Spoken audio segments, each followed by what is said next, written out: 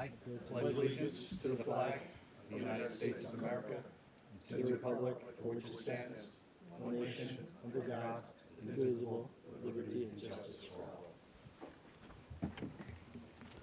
Thank you, everybody. Could we have a sunshine announcement, please, Cam? Yes, good evening, Chairman. Today is Tuesday, June 25th. This is a Jersey City Planning Board meeting with a scheduled 5:30 p.m. start time, and in accordance with the Open Public Meetings Act, notice of this meeting has been given to the editor of the Jersey Journal, the Jersey City Reporter, and posted with the city clerk on June 20th of this year. This meeting was also posted on the Jersey City Division of City Planning webpage, and all distribution materials made available to the board were published and made available to the public. Thank you, Cam. Could we have a roll call, please? Yes. Vice Chair, Dr. Gonzalez. Here. Yeah, I was ready to say acting. Go. No, please. Commissioner Gongadin. Here. Okay. Councilwoman Prinzary. Here. Okay. Commissioner Stamato. Here. Commissioner Torres. Yeah. Okay. Commissioner Dr. Desai. Here. Okay, and Chairman Langston. Here. Okay, we have 7 commissioners present. We have a quorum. All right, thank you. Mike, can we swear in the staff, please? I see Matt, Jim Rue, Francisco, Eric, and Cameron. Do you guys swear any testimony you tonight is going to be the truth, the whole truth, and nothing but the truth? Yes. Thank you. All right, thank you. Correspondence, Cam, anything? Yes, we do have one item that is requesting to carry to July 23rd with preservation of notice, and then we have another item that we're going to call up, and a request has come from the councilman to carry to the July 23rd meeting with preservation of notice. So the first item is item 11 on the agenda.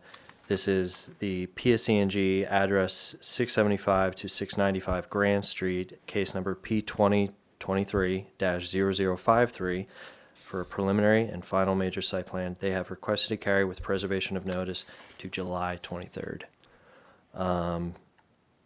And then the next item on the agenda, I don't know how you'd like to address this, but that would be item 12, and we have a request from the councilman to carry this to July 23rd with preservation of notice. I don't know if that's all we need to do, but Yeah, we'll just call it. We'll call case P2024-0031 as a review and discussion of the adoption of the Fayette Broadway redevelopment plan. That's going to be carried to the July 23rd meeting with preservation of notice. So anybody, if you're here for that item tonight, that's going to be heard on July 23rd. You will not get new notice. This is the notice for that. Okay, so that's going to be heard July 23rd. Anything else, Cam? that's all, Chairman. Okay, thank you. We do have...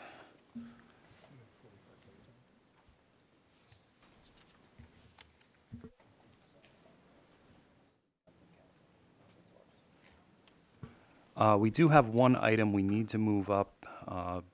Actually, let's get old business done real quick. We have just a site plan extension. So let's call item A under old business, case P2024-0079 is a site plan extension for 311 17th Street. I'm going to slow down tonight. Good evening, Chairman, Good evening, Commissioners. Council. Donald Pepe on behalf of the applicant. Good evening, council. So I did belts and suspenders notice for this request. I do have a copy of that notice package I was asked to bring tonight. Mr. Lappy. Thank you, council. So this project was originally approved back in May of '22, which means that our vesting period expired May of this year. There is a Texas Eastern pipeline that crosses the site. In locating the depth of that pipeline, it was different than originally anticipated, so there's a long period of negotiation with Texas Eastern to come up with a mutually agreeable arrangement for addressing that situation. That and the typical kind of economic situations that we've been confronting recently are why the project has not commenced. This is our first request for an extension, and I respectfully request that the board consider it and grant it. Okay, thank you. Thank you, counsel. So Chairman, let's mark the notice as A1 for purposes of the record. And then with respect to the extension request, if the board was so inclined to grant it, it would be for 1 year and it would be retroactive to the May date. May 24th. 24. Thank you, counsel. Okay, thank you. All right, anybody from the board, any questions? No. Okay, is there anybody here from the public that wants to comment on this? Anybody from the public? Mr. Chair, seeing no public, I move to close. Second. Okay, motion is made and seconded. Public is closed. Matt, do you have any issue? Staff supports the extension request. Okay, thank you. I'll entertain a motion then. Mr. Chair, I'd like to make a motion at this time to approve case P 2024-0079 as presented to the board. Second. All right, motion made and seconded for approval. Could we have a roll call, please? Vice Chair Dr. Gonzalez, Aye. Commissioner Gangadin, Aye. Commissioner Councilwoman Prince Airy, Aye. Commissioner Stamato, Commissioner Torres, Commissioner Dr. Desai, Aye. and Chairman Langston. Aye. Motion carries 7-0. All right, thank you. Thank you counsel. very much. Have a great evening. All right, we do need to move one item up tonight. That's item 16 on the agenda. I'll call that now. Is case P2024-0013 is a minor subdivision for 150 Vroom Street. Good evening, council. Hi. I have the attachment, but for the plan, if you want me to put it up there, or for the subdivision plan, I don't know. I can, thank Yeah, you. we can. Okay, thanks so much.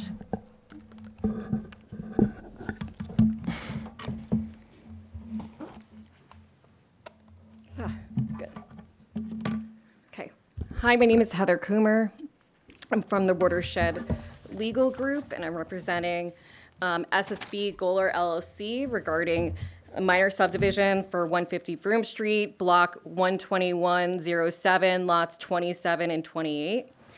Have Russ Modner, who's the architect and did the engineer work for this, or did the architecture for this. So this was actually approved in 2020, and it was never solidified. So even though it was approved by the board, it was not solidified. So what this is essentially is adjusting the property lines to transfer about 1,434 square feet of lot area from lot 27 to lot 28 to help facilitate the development of lot 28. It was approved previously for not just the subdivision, which was approved on August 10th, 2022, memorialized January 4th, 2022. The Block 27 already has existing 4-story building on it.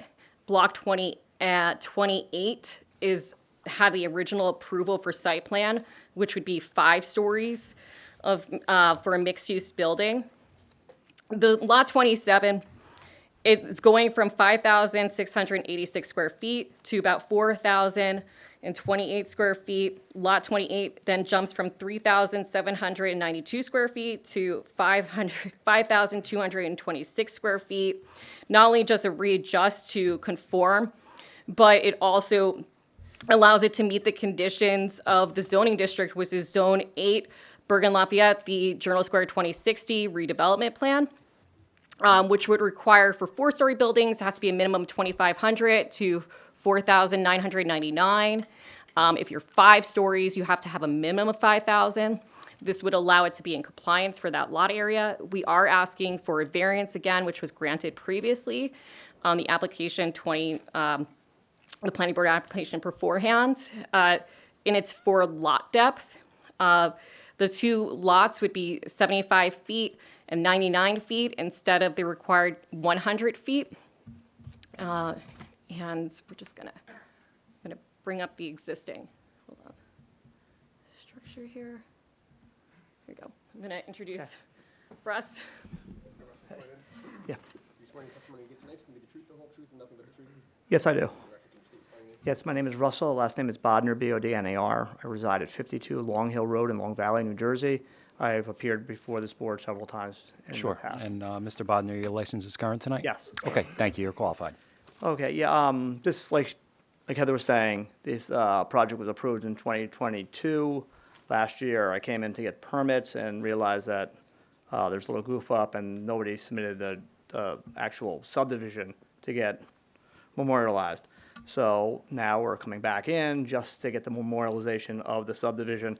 And like Heather was saying, basically we're taking the back lot, which is really basically a parking lot right now, lot number 28, as you can see, if you go back to the other page there real quick. That back lot says number 28 there. And they have this like little one-story brick frame, nothing building commercial thing. That is actually being demoed.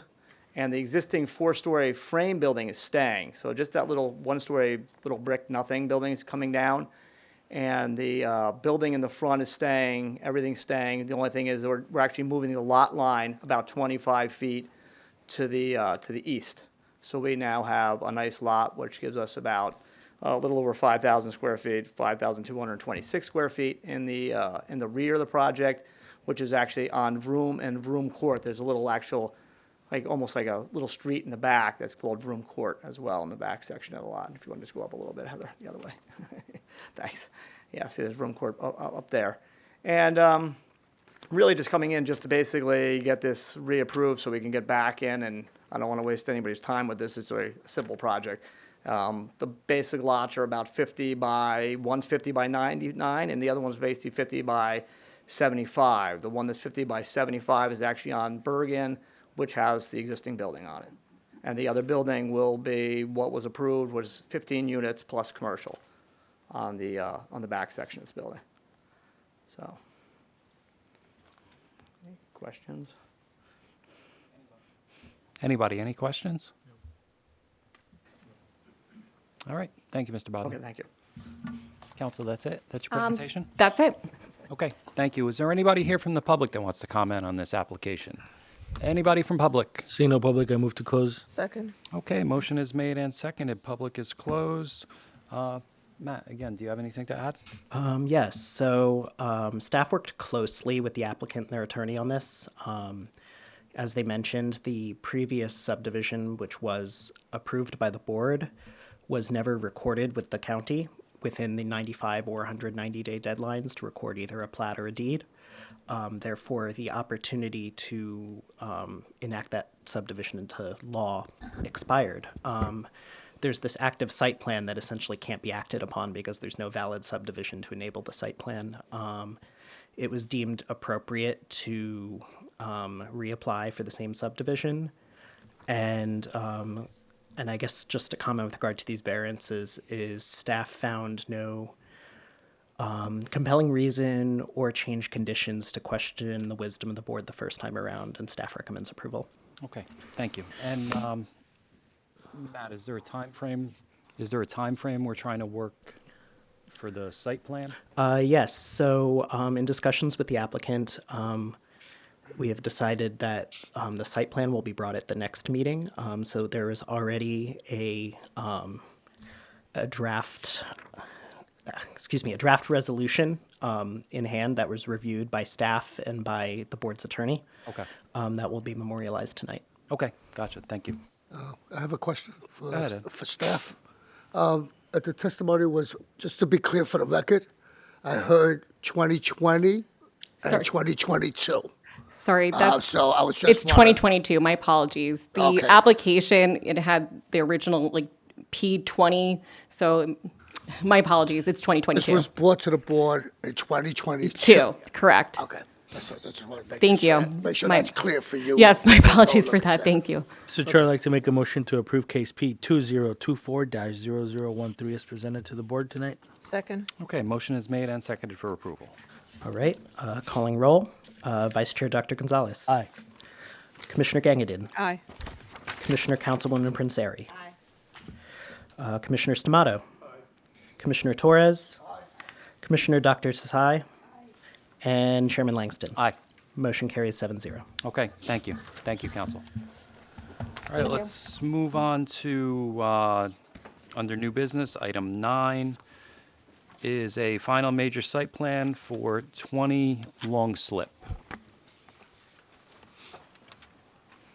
Council, do you want me to call the other application also at the same time? Yes, Mr. Chairman. Okay, so we're also going to call item 10, is case P2023-0103, is a minor subdivision for 20 Long Slip.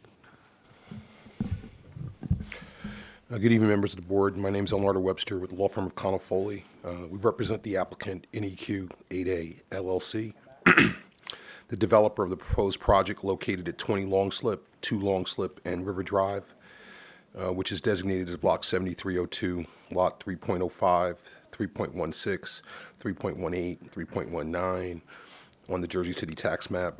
The property is located within the residential and community commercial districts of the Newport redevelopment area. This project has a little bit of a history. The development of the northeast quadrant has an extensive history, which I'll kind of briefly run you through. In 2010, Newport received preliminary and final major site plan approval for 2 towers development with 790 units located at what was Lot 3.21. In 2017, Newport then received an amended preliminary and final major site plan approval, interim use approval, an extension of a preliminary and final major site plan approval, amending the site plan approvals, extending the 2010 approvals, and granting interim use approval for the northeast portion of former Lot 3.04, currently a portion of lots 3.17 and 3.19. Then in 2020, the board granted Newport amended site plan approvals to address exterior landscape and utility modifications. Shortly thereafter, this board approved preliminary and final major subdivision approval on existing Lot 3.04, which are currently lots 317, 318, 319, 313, 314, 315, and 316. And then in June 2022, the board granted Newport minor subdivision approval to create lots 317, 318, and 319, as well as preliminary major site plan approval for a high-rise residential and mixed-use development on Parcel 8 to consist of 3 towers, ground-level retail, related parking, amenity space, and open space. Tonight we're here before the board on 2 applications. Application letter P 2003-103, a request for minor subdivision approval of Lot 318 to create new lots 320 and 3.21.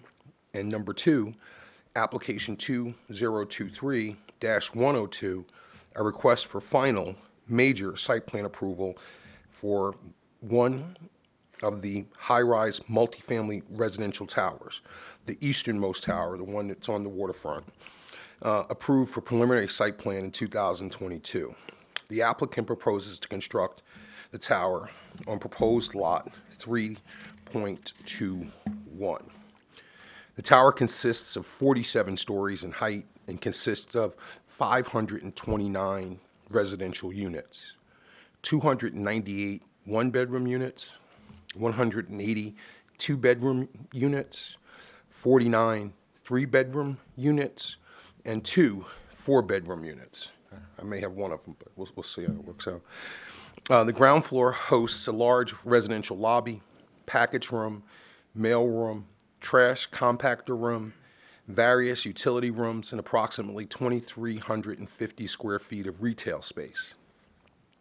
Amenities are located on the 6th floor of the building, including a gym, a clubhouse, office area, game room, laundry room. There will be 750 square feet of green roof on the rooftop as well. While parking for the building will ultimately be located in the future phase of the project, in the interim, the applicant proposes accessory surface parking for the tower on the remaining portion of 3.18, which is proposed to become new lot 3.20. My professionals this evening are prepared to present on both applications, and I think the board has agreed to that okay. We provided the appropriate notice. I think board council approved notice the last time we were here, And so I just want to confirm that our notice is still good and this board does have jurisdiction. That is correct, counsel. However, we did not mark the notice at the prior hearing, so let's mark it. I believe there were two separate notice packages. That is 'cause there were correct. Two separate applications. So we'll mark the first notice for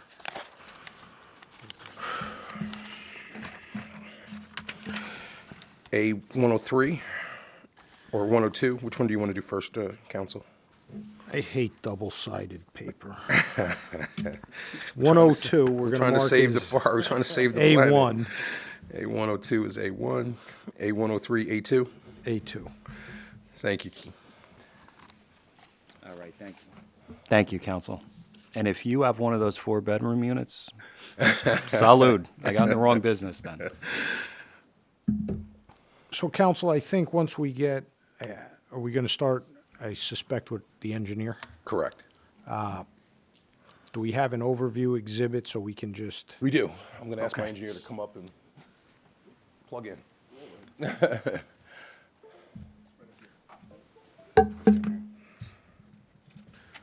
so I know the board is very familiar with the area, but I think if we just maybe identify We'll run the drill. some of what you just identified as Yep. blocks and lots, then we can zero in on what we're actually looking at tonight. I'm also in receipt of a number of reports. Do you want me to put those on the record, counsel? Sure. I'm in receipt of a report from the Jersey City MUA dated January 23rd, 2024, which we have no comments and will comply. We're in receipt of a city engineer's assessor's comments dated January 17th, 2024, which have already been addressed and a revised plan submitted to this board and made part of this application. We're in receipt of a report from JCMUA dated January 26, 2024, and we agree to all the conditions therein. We're in receipt of a staff report dated April 11, 2024. We agree to all the conditions therein. We're receiving a Jersey City engineering report dated April 12, 2024. We note that as a result of the receipt of this report, our professionals clarified and revised plans previously submitted and made part of this application, and there's no intention to extend the improvement along 18th Street to Washington Boulevard. So we'll have some testimony about that, but in everything else we agree and will comply. Tonight, I have Matthew Newells, who's my professional engineer, and if the board swears him in, we'll get him rocking. Okay, thank you, counsel.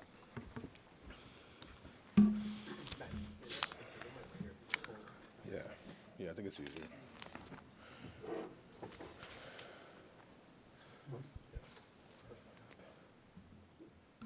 There it is. Who are you? Okay. Yes, I do. Sure, my name is Matthew. Last name is Neuls. Mr. Knowles, good evening. Your license is current tonight? Yes, it is. Okay, thank you. You're qualified. Thank you, Mr. Chairman. I'm Matt. For the record, we actually qualified him already. Yes. Matt, you've prepared all the materials and testimony. I know you're familiar with the project. Would you walk the board through some of the gibberelle that I read earlier and explain to him exactly what I was saying? Sure, thank you. Yep. Okay. You want to stay there? You want to come here? What do you want to do? Go either. That's fine. I can go over there. Yeah, Just this move way you the, can look at the computer. board and, yeah, makes sense. Try not to break everything. I'll step to this side.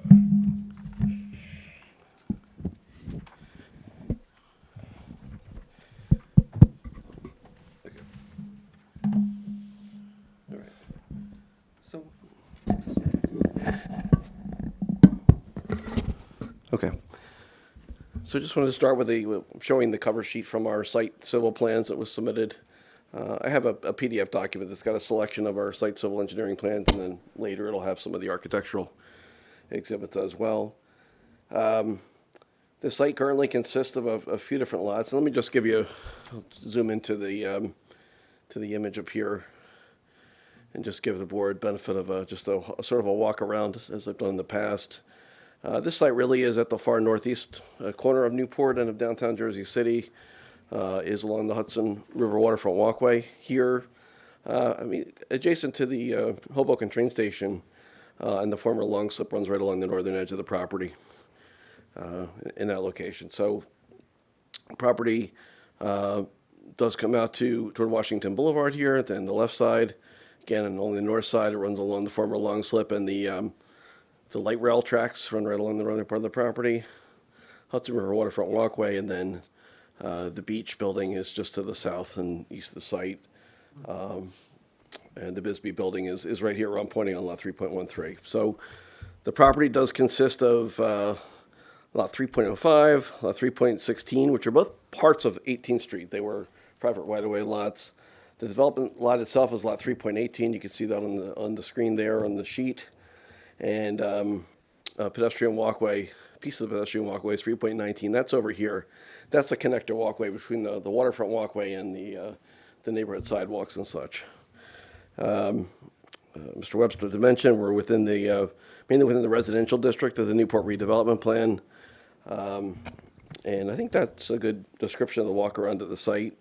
I'm going to zoom back out of here and then go to the next sheet, which is going to be the subdivision part of the plan. So I'll jump into the subdivision part of the application right now, showing the final subdivision plot that was submitted, prepared by 50 States Engineering. And with the way this sheet is set up, it does a good job of giving you existing configuration of the lot on top, and then the proposed configuration of the lot on the bottom. So as I mentioned, the main development lot is existing, known as lot 3.18. It's this large piece of the property here, north of 18th Street, that makes up the majority of the property. And really what we're proposing here is to have a lot line in this location where I'm pointing, roughly north and south, just a little bit west of where River Drive is. And that breaks the lot into proposed lot 3.20, which is this western part, and proposed lot 3.21, which is where the site plan application is tonight, focused on where the proposed building will be located. And we'll move to the next sheet.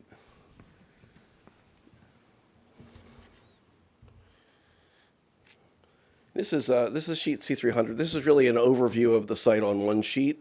And when I get to the next sheet where you can see more detail, it'll be hard to see where everything kind of fits together. So I just wanted to give you a general look at the site. Again, this is existing River Drive, the beach development that's in operation here to the south, the waterfront walkway on the right side of the sheet. A portion of 18th Street shown here in the gray shading to the north, and Park Lane North here, just to give an idea where the site is. Proposing a parking lot on the left side here, or where the central part of that property, and the proposed building will be located here to the east on the Hudson River Waterfront Walkway. I'm just going to jump down to the next page, which is our site plan in more detail, but it's been broken up because of the size of the length of the property, really, to give you a little bit of a walkthrough. We're proposing a 47-story residential tower, 529 units. Covers about 41.6% of the building lot, where it's proposed. And I'll have retail on the ground floor, lobby on the ground floor. Retail's more to the east, lobby areas to the southwest, loading and garbage to the northwest and the north. So loading and garbage takes place, and some back of house take place over here, which will have access through the site. We do have a driveway entrance here, near the intersection of at the end of Park Lane, at the end of River Drive here where I'm pointing. There's sort of a double driveway, if you will, a driveway where you can drive in, lined up with the road, and then more of a main driveway where vehicles and loading vehicles going to the back, as well as passenger vehicles, can kind of loop back out of the site. Again, they indicated loading and back of house services over here to the north and west sides of the building. And we do have a proposed surface parking lot to the left of that, or to the west of it. So you can see that here. And there's a continuation here on the top part of the page. It's just because it is a wide property. That has its main driveway immediately opposite the intersection of 18th Street here and North Boulevard, which is the road that will be in front of the Bisbee down here to the bottom of the page, or to the south. There's also a bike facility, a bike parking facility shown here in this sort of area that's not hatched in white, and that's located along the right side of the parking lot. Let me go down to the next page. This is really a grading and drainage plan, so it just gives a general idea of how we'll handle stormwater and the elevations of the site.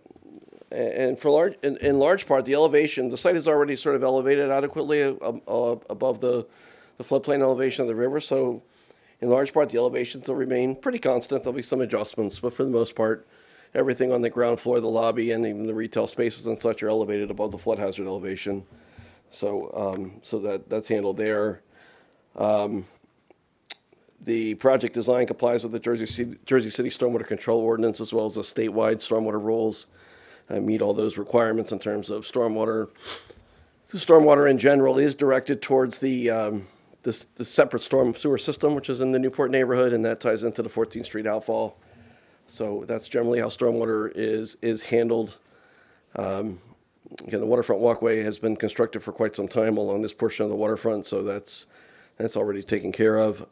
I did mention that the property is within the regulated flood hazard area, which means it's also within the flood overlay zone in the city. It requires us to comply with the green area ratio standards.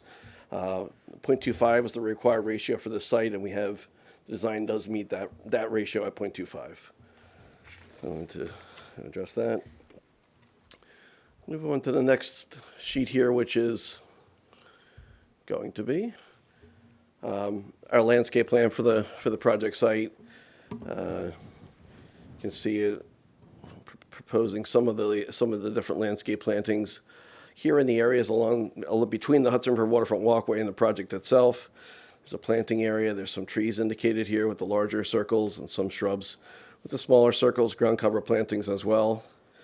I did want to go down here and point out too, we're proposing some street trees along I'm calling 18th Street here. So there's the street trees in the locations here along the north side of the street associated with this project.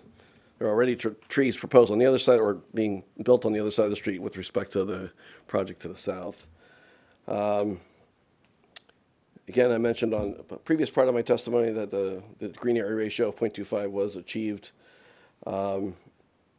And we comply with the number of trees in the forestry standards in terms of the number of trees. That does actually generate two needs for waivers that'll be further discussed by others in the presentation. But two of the waivers that we will need relate to the trees themselves. One of them is a minimum distance between trees is noted as 20 to 30 feet. And at one location, we have that a little bit less than 20 feet, 19.5 feet. It's a minor waiver. And then with respect to street trees, right? Yeah. Could you just point out which two trees are the trees that are too close? I think that is, where is that? That's over here. So that's one waiver. That's where that waiver happens. And then the other waiver is with respect to a distance between the trees themselves and the street light or utility pole. 15 feet is required. And the lowest we have is 9.5 feet, but we have a deviation in 4 locations, or a waiver in 4 locations. This same area generates a waiver with respect to that light spacing as well. You can see those 2 dimensions there. And then over in this location, a little bit more to the east, again, where it's noted on the dimension there that it's 12.92 and 12.09 feet. That's the other spot where 2 trees are closer than that minimum distance to the street light. And really the reason, again, is to try and get the required number of trees in. It was better to err on the side of providing the trees rather than not. The appropriate species was selected, appropriate species was selected for the trees across the site. We did have a discussion with the forester, and they did not seem to have any concerns with the design at the time. So to address that, and now move on to the next sheet, which is going to be the lighting plan. So, Mr. Knowles, those are proposed streetlights, or are they utility poles? I assume everything's underground utility. Oh, sorry, I have trouble here. I said I assume everything's underground utility. Those are But those are streetlights. streetlights that you were pointing out Yep. as requiring the waiver.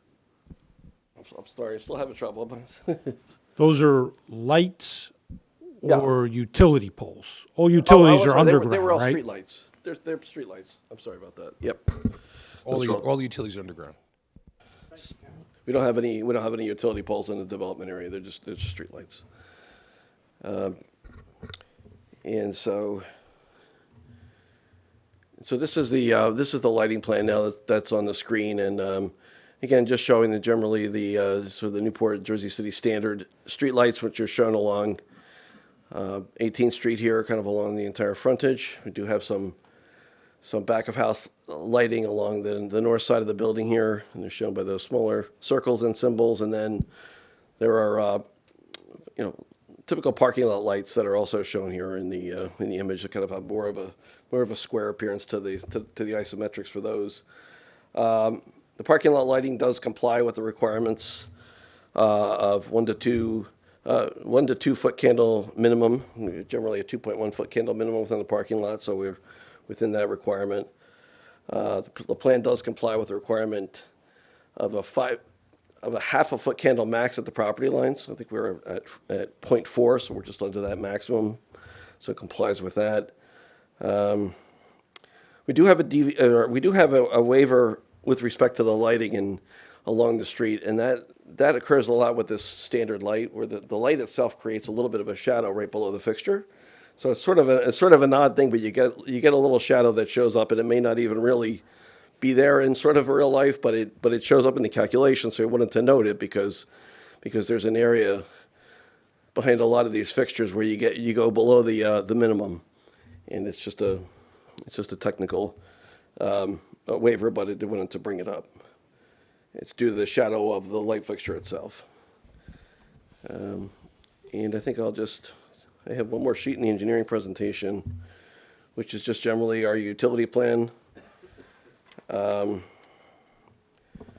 We generally have a sewer service here coming out of the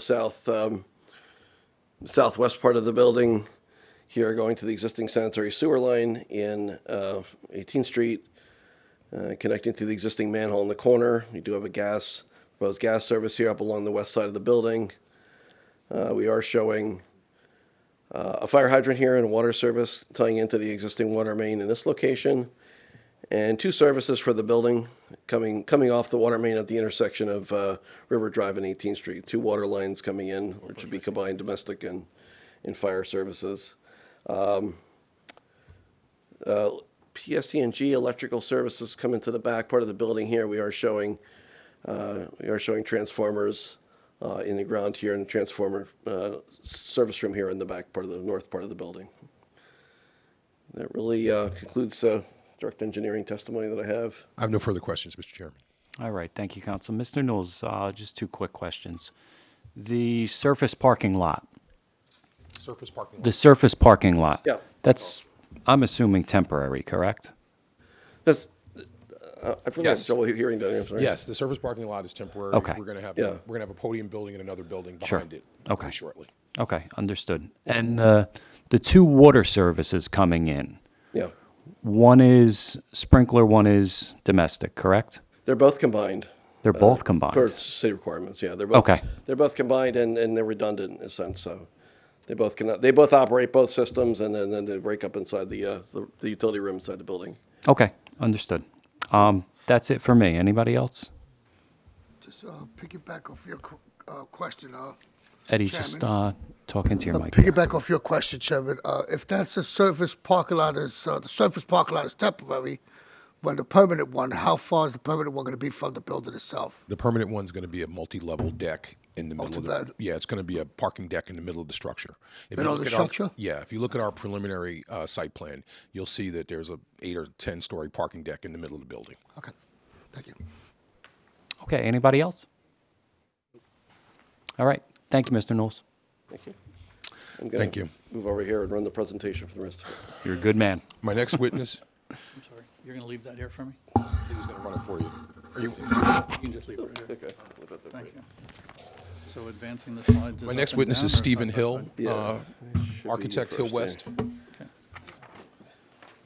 Okay. Good evening. I do. My name is Leo Stephen Hill, Leostephen Hill. Mr. Hill, good evening. I don't recall if I we've have not qualified had the you. privilege. Okay, so if you could just give us a little bit of your background and your licensing in New Jersey? Sure. As I stated, my name's Leo Stephen Hill. I'm with Hill West Architects. Our business address is 11 Broadway, New York, New York. I'm a licensed architect in the state of New Jersey for 35 years now. Also a resident of the state of New Jersey. Okay, and that license is current tonight? It is. Okay, thank you. You're qualified. Thank you, sir. Leo, all right. Yeah, there you go. We didn't know Something you that. didn't know, You right? Snuck that in on me. All right, Leo Hill, not Stephen Hill. All right. Talk to us about the building you've designed. Okay. So my firm has designed this building in collaboration with Architectonica. Christopher Short's also here tonight. Christopher is going to talk about the design of the exterior of the building, and I'm going to talk about our scope of the work, which is the interior of the building, the residential units, and so forth. So what I have up on the screen right now, so you've heard some testimony about the size and scale of this building. It's 47 stories tall, 512 feet tall, 529 units, and just about 660,000 gross square feet. We're going to show you a sample of a few floor plans tonight that will be of interest to you. The first one is the first floor plan. The areas that you see in purple here are the building lobby, the mailroom, elevator core. I'm sorry, this is the package room and the mailroom over here.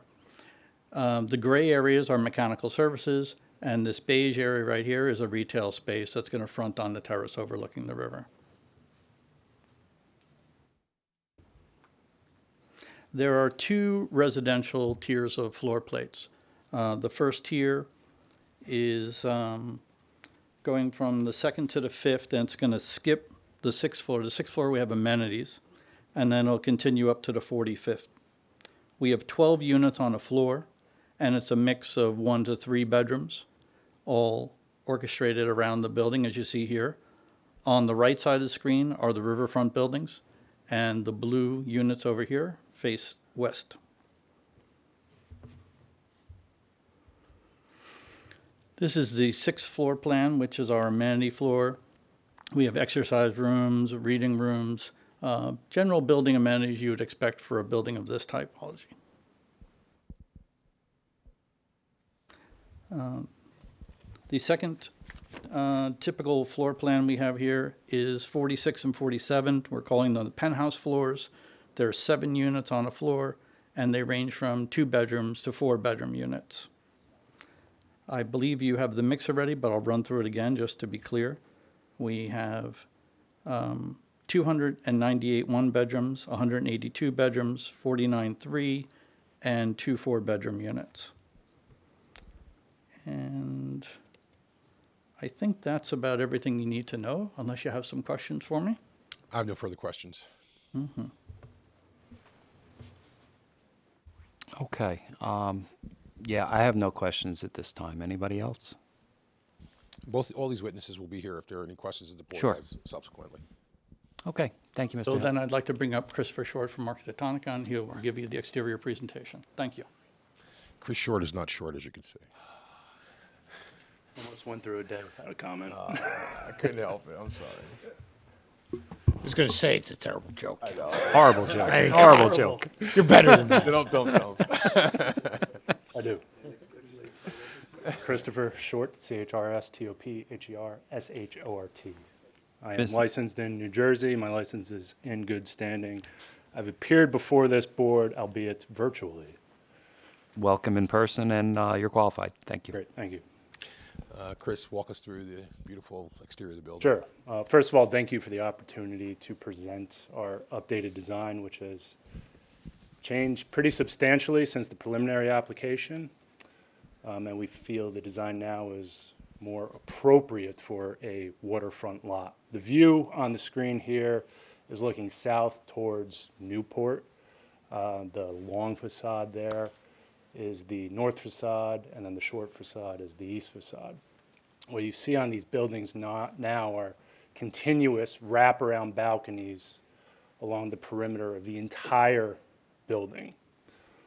On the long elevations, both the north and south elevations, you see two bands of balconies that cantilever and curve out further from the linear bands of balconies and then climb up the building.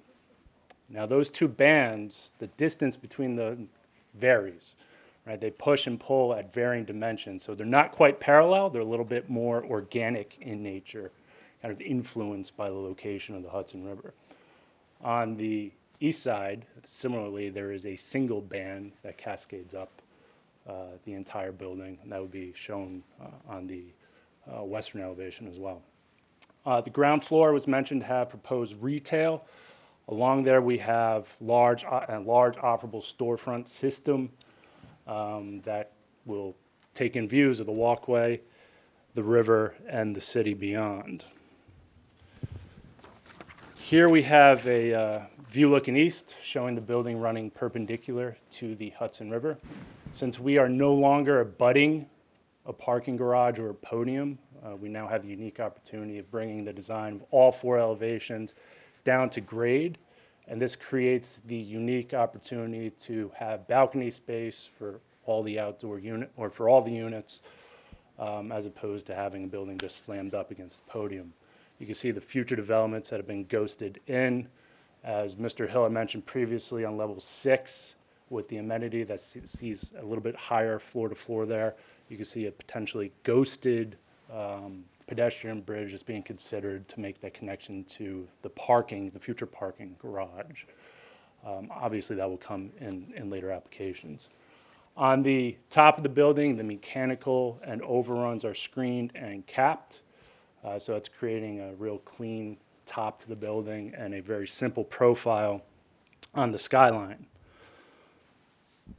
This page shows some overall elevations as well as some detailed elevations. There is a continuity in the proposed materials, top to bottom, vision glass, spandrel glass, metal panel, metal component details for the building.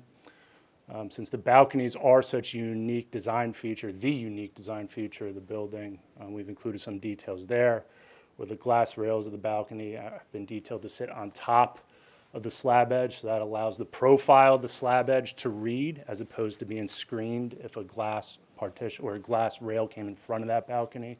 And that creates that unique sculptural effect that we have cascading up the building.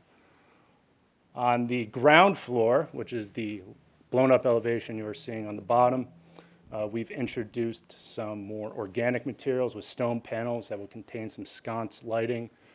This creates a little bit more of an inviting atmosphere at the pedestrian level for the lobby, which is seen on the left, and then as that bleeds into the retail and wraps around along the right side. Here's a night view looking back towards the building, showing some of the proposed LED light systems. The lights have been detailed into the balcony detail itself and will only occur at the curved portions of the balcony. So those two bands on both the north and south facades, and then the singular bands on the east and west facades. So even at night, there's a sense of movement in the project.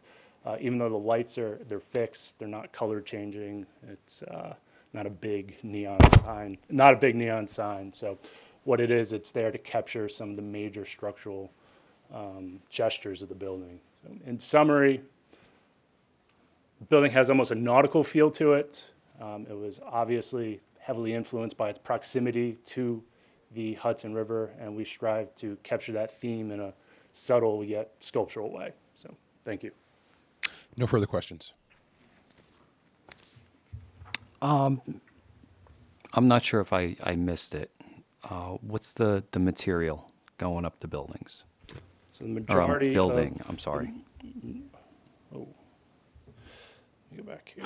Majority of the material is window wall system. Okay. Right, the mix of vision and spandrel glass, and then some metal panel detailing. Okay. That, believe it or not, that's my only question. Anybody else? Thank you. All right, thank you, sir. Mr. Chairman, my last witness is Sam Bellamy, our planner. Good evening. Yes, I do. Sure. Samuel Bellamy, last name Bellamy. Mr. Bellamy, good evening. We've qualified you as well in the past. Your license is current? Yes, current and in good standing. Okay, thank you. You're qualified. Great. So as Mr. Newell's mentioned in his testimony, it's just design waivers we're looking at tonight. I did review all the plan material, the redevelopment plan, the Jersey City Land Development Ordinance, as well as the master plan. We are in full compliance with the bulk standards of that redevelopment plan and zoning ordinance. The design waivers are as far as the tree spacing as well as the distance from the light poles. So where Mr. Newell's indicated it's 19.43 where 20 feet's required. Again, that's a 0.57 foot difference. As this board's aware, there's varying standards within the forestry requirements of the city, requirements from spacing from utility lines, street poles, fire hydrants, curb cuts. So really the design here was to kind of comply with as much of those standards as we could, and where we had that little pinch point is that design waiver we're seeking. There's also 4 design waivers for spacing from the light poles: 9.52 feet, 9.91 feet, 12.04 feet, and 12.92 feet, where 15 feet is required. So again, the spacing was really tried to balance from those different elements within the streetscape. I think overall the design of the street trees is reasonable and does meet the intent of the forestry standards. With respect to the lighting, I agree with the testimony from Mr. Newell's. It's really a technical design waiver, and really the design of the lighting does provide adequate and appropriate lighting along the sidewalk. Overall, the project does meet the purposes of the redevelopment plan and master plan, and that really concludes my testimony with respect to the design waivers. Okay, thank you, Mr. Bellamy. I have no questions. Anybody? Thank you. All right, thank you. That's our case in chief, Mr. Chairman. Okay, thank you, counsel. Is there anybody here from the public that wants to comment on this application? Anybody here from public? Seeing no public, I move to close. Second. Okay, motion is made and seconded. Public is closed. Cam, this is yours. Anything you want to add? Well, to be redundant, I'm just going to ask that they comply with all conditions in the staff memo. That's acceptable. Okay. We will. So, planning staff is satisfied with the testimony regarding the deviations for the street trees and the candlelit lighting on the property. They're de minimis, and staff had the city forester and engineering and traffic look at the waivers, and they agree. The project does meet the objectives and goals of the redevelopment plan and complies with the zoned plan and the city's master plan. And overall, planning staff feels that the project will be a welcomed asset to this neighborhood, and planning staff recommends approval. Okay, thank you, Cam. So unless anybody has any other questions or the board needs any deliberation, I would entertain a motion, and that motion would start with item 10, case P2023-0103. Mr. Chair, I'd like to make a motion at this time to approve case P2023-0103 as presented to the board tonight. This is the minor subdivision. Second. Okay, motion is made and seconded for approval. All right, Vice Chair Dr. Gonzalez. Aye. Commissioner Gangadin. Aye.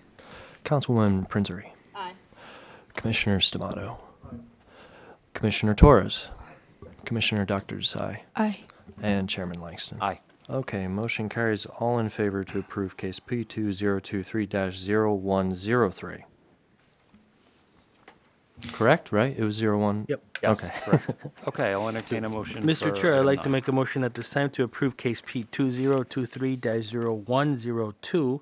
That's a final major site plan. Second. Okay, motion is made and seconded for approval. Okay, 1 second. Sorry, this just bothers me. Okay, we're back. Okay, on a motion to approve, Vice Chair Dr. Gonzalez. Aye. Commissioner Gangadin. Aye. Councilwoman Prinzery. Commissioner Stamato. Commissioner Torres. Commissioner Dr. Desai. Aye. And Chairman Langston. Yeah, I agree with the applicant's testimony. I don't think there's any detriment to the zone plan or the master plan for the design waivers requested, and I'm going to vote aye.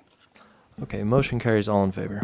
Okay, thank you. Mr. Thank you, Chairman, counsel. members of the board, thank you very much. Thank you. All right, let's move on to item 13, please. This case P2023-0035 is a preliminary and final, I'm sorry. It's double-sided paper again. It's a minor site plan with C variances for 72 Tunnelly Avenue.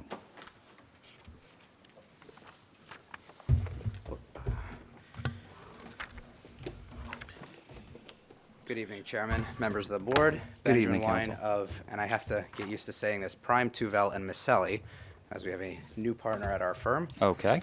On behalf of the applicant this evening, the property in question, as you correctly indicated, is for 72 Tunnelly Avenue, and that's block 7905, lot 14. By way of brief background, and before I do that, I will actually, it just dawned on me, I should give Mr. Lampe the notice package.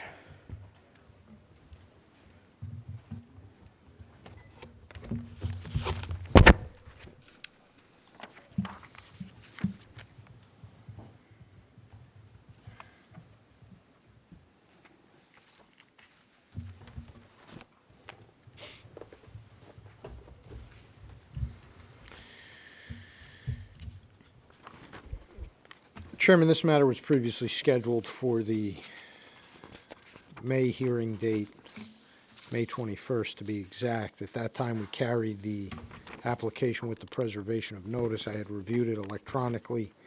This does appear to be the original, so we're going to mark it as A1 for purposes of the record. Thank you, counsel. So with that, as I indicated, the property is 72 Tunnelly Avenue, and we are located in Zone 4 of the Journal Square 2060 redevelopment plan. By way of brief reference, the lot area in question is 2,812.5 square feet. We're here this evening seeking to construct a new 4-story residential building that would consist of 7 residential dwelling units. We are also proposing as additional site improvements to add a street tree in front of the property to enhance the front yard landscaping into compliance with the land development ordinance, contrary to what exists today, and to, as you'll see in detail, to fix up the stairs and pathway that connect with the neighbor. That's a little bit of a unique feature, but again, we will go through that in detail here this evening. We have for you this evening one variance only, and that is for the building depth above the ground floor from the right-of-way being greater than permitted. I know this board has seen several of these variances, but the long and the short of it is your redevelopment plan calls for 70 feet for the upper stories from the right-of-way, and we are proposing 81.31 feet from the right-of-way for the upper stories. Again, as we'll go through in detail, this is largely a result of having to set back the building quite significantly from that right-of-way. Other than that, our application complies, we believe, entirely with both the redevelopment plan as well as the land development ordinance in the city of Jersey City. I also want to indicate and thank on the record Mr. Ward, as I know this project began its life quite some time ago, and he's worked diligently with our office and our project team to getting the application to where it is before you this evening. So with that, Chairman, I have 2 witnesses I intend to call this evening. I have our project architect, Rami Batar, and then I have our project planner, Samuel Bellamy. So unless there are any questions of me, I'm happy to proceed with my first witness. Okay, thank you, counsel. Okay. Let me give you the... Yes.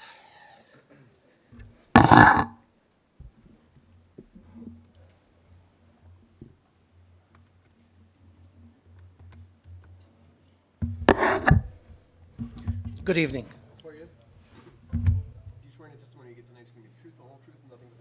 I do. Rami, R-A-M-I, last name Bitar, B-I-T-A-R.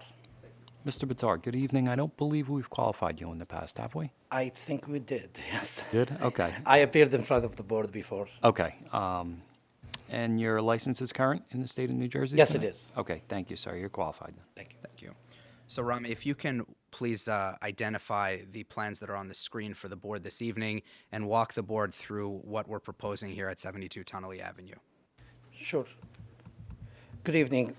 This is Rami Bitar. We're here to present 72 Tunnelly Avenue. The plan was prepared in my office and under my direct supervision. It was prepared by me. The site is on Tunnelly Avenue. One second. On Tunnelly Avenue in the redevelopment zone 4, in the General Square redevelopment zone 4. The site shape is a little bit of an odd shape. It's not a full rectangle. It's not the standard 25 by 100. The lot size is a little deeper than 100. About in the median depth is about 111 feet. What we're proposing is the seven family or seven dwelling unit building with the side yard on the north of 3 feet. The topography of the site, as you can see, Tunnelly Avenue, or you guys are very familiar with Tunnelly Avenue, slopes from the north downward toward, from the south downward toward the north, with really somewhat a tough slope to plan anything. And our site, our lot slopes from the west to the east upward with a good slope. It's a little tough to sort of plan and allow the easy access, allow the accessibility access and everything, and of course to keep the character of the neighborhood. I apologize. As the council had mentioned, the only variance that we're seeking in this meeting is the depth, the building depth from the public right-of-way, which is permitted above the first floor, is permitted to be or allowed to be 70 feet, and we're proposing a little bit over the 70 feet because we have to set back from our yard to match the existing yards. The existing yards to the north, we have to set back approximately 10 feet, a little bit more than 10 feet, and to the south, we have to set back because we are doing the building as a square, similar to all the buildings on the block. We have to set back approximately 16 feet. So that area that is otherwise not required as a front yard in the zoning ordinance, that area that is lost is something that we added to the side or took credit for it in the depth of the building. And what helps us to do so is the depth of the lot that is greater than the standard 100 feet lot. At the same time, if I may go to I believe this was Exhibit A, was supposed to be? Everything was submitted already, so I don't believe we need to mark it. You can just refer to the sheet as it's So, in the record. On sheet A02, which is the 2 of 8 of the plans that last modified on March 6, 2024, this sheet shows the front line of the or the street line of the lot, how it's not really aligned with all the buildings on the block and everything. And there is a diagram on the first sheet that we can see on the right-hand corner on the first sheet of sheet A00. You see the adjacent building, how they're not coincidentally built on the street line. And that's why we tried to do the same with our building. And because of that, we lost otherwise some space that could be used for the development. And in the meanwhile, the depth of the building that we're proposing, if I may discuss this, this is very close to the 70 feet that is permitted otherwise if it's on the lot line. However, the entire mass of the building was pushed backward by approximately the average of 11 feet, which is the 10 feet and the 16 feet on the other side, or close to the 16 feet on the other side. So the footprint of the building If we're thinking about a normal size or a standard size lot, 25 by 100, the top floors on the standard size building will be approximately 70 by 25, which is 1,700 plus 1,750 square feet. Our building footprint is about 200 square feet less than the standard, although our lot is slightly bigger, but our building is about 200 square feet less than the standard. Because of the topography, we took, of course, the liberty because we have to set back the building. We proposed the landscaping and about 60% of the front yard. Again, I'm going to keep saying that front yard is not required, but we're proposing it to keep the characters of the neighborhood and the adjacent buildings and so on. So the front yard, we're proposing the landscaping. And again, we're trying to incorporate ramps and for accessibility. The building is providing an elevator. Although it's the ordinance does require the elevator for a 4-story building. By code, it's supposed to be if it's a 5-story or above, but we're respecting, of course, the ordinance, and we're complying with the ordinance providing the elevator.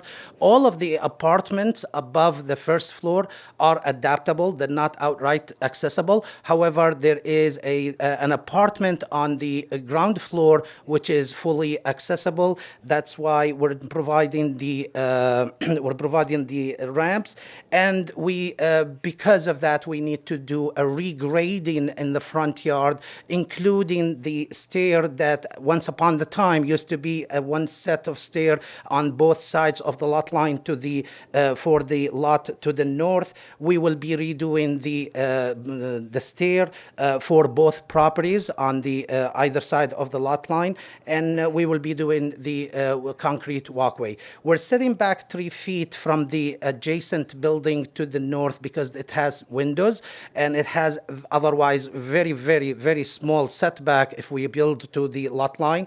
So we're leaving the 3 feet for passageway, for accessibility, and again, we're leaving that to simply preserve the windows and provide a much better space or adequate space for the ventilation and the daylight. On the north side, we're building on the lot line. The adjacent building does not have windows to the south, and our building doesn't have any windows toward the north. So we're building on the lot line. There is a light well or a court in the for the adjacent building to the south. I'm sorry about this. South and north is confusing me. To the south, and that is a good sized light well, and our building is proposed to just go past that area of the court or the light well that is provided.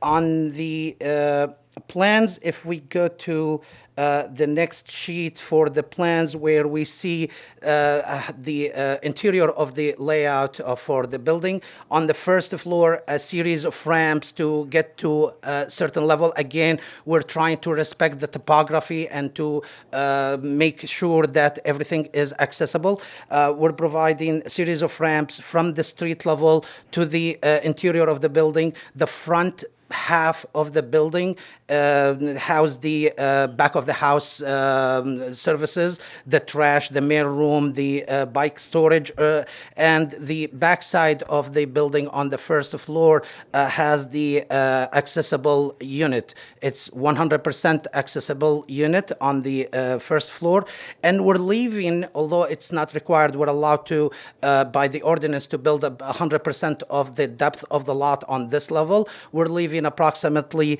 10 feet to provide some outdoor space for the first floor unit. Although we're providing, again, a rooftop amenity and with the elevator that even if it's a disabled person on the first floor, can take the elevator and go to the roof for the amenity. On the top levels, it's really simple. Two-bedroom apartment on the front and a two-bedroom apartment to the side.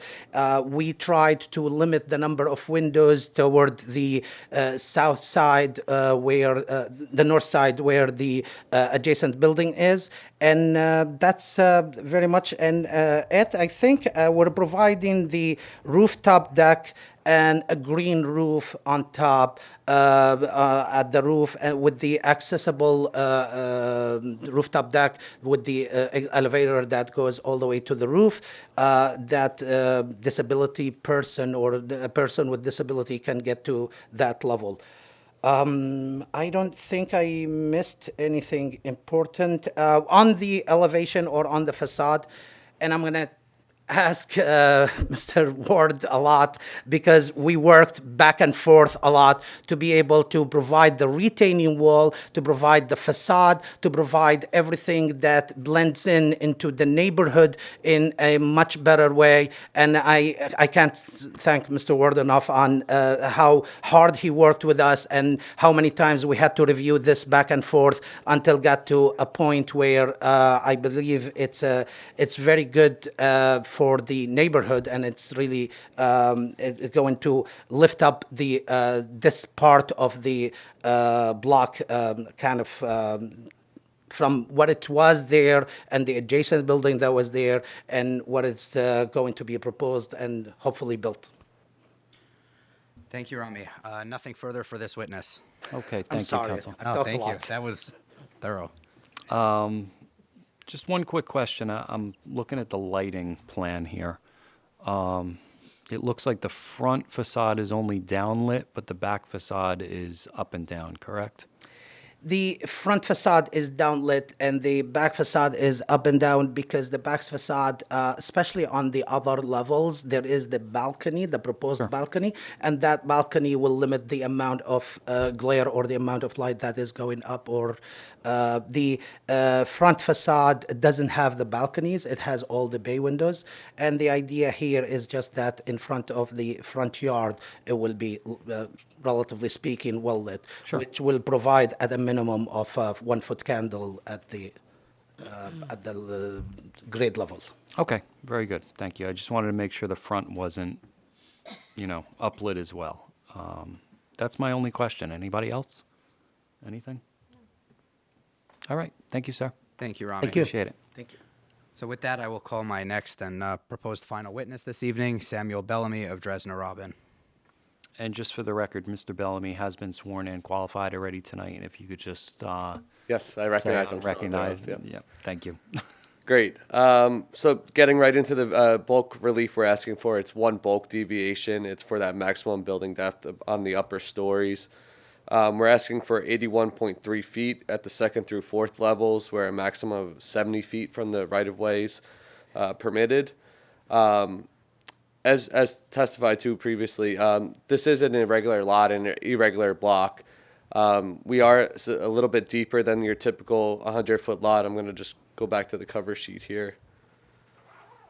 And as you can see on this image, the multifamily building to the south is a little bit deeper than our property, and that building actually goes beyond the rear lot line of our property. And then as you go to the north, you have lots that are a little bit shallower than our lot, and there's kind of that varied building depth as you go along the block. So there is this front yard that runs predominantly along the block front here, and that's really what we were trying to meet with the proposed building design.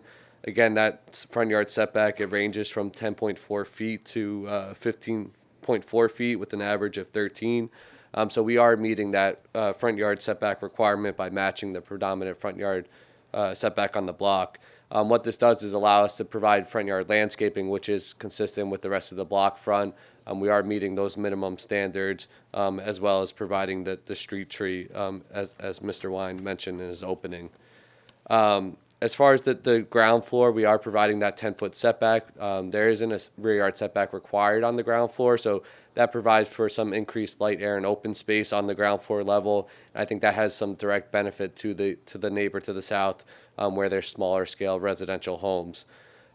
With respect to the adjacent multifamily building, that building is 5 stories. It is located a little bit uphill from our property, so that kind of already casts the shadows on the block front. So I don't think by what we're proposing would have any substantial detriments as far as shadow impacts on the neighboring properties. The building bulk itself does meet the contemplated 70-foot building mass, so I think we're consistent with the requirements there. And then overall, there are other stormwater benefits with the green roofing that we are proposing on top here. With respect to the purpose of the municipal land use law, I think this project is consistent. We are providing an appropriate use and development of the property as a permitted use in the zone.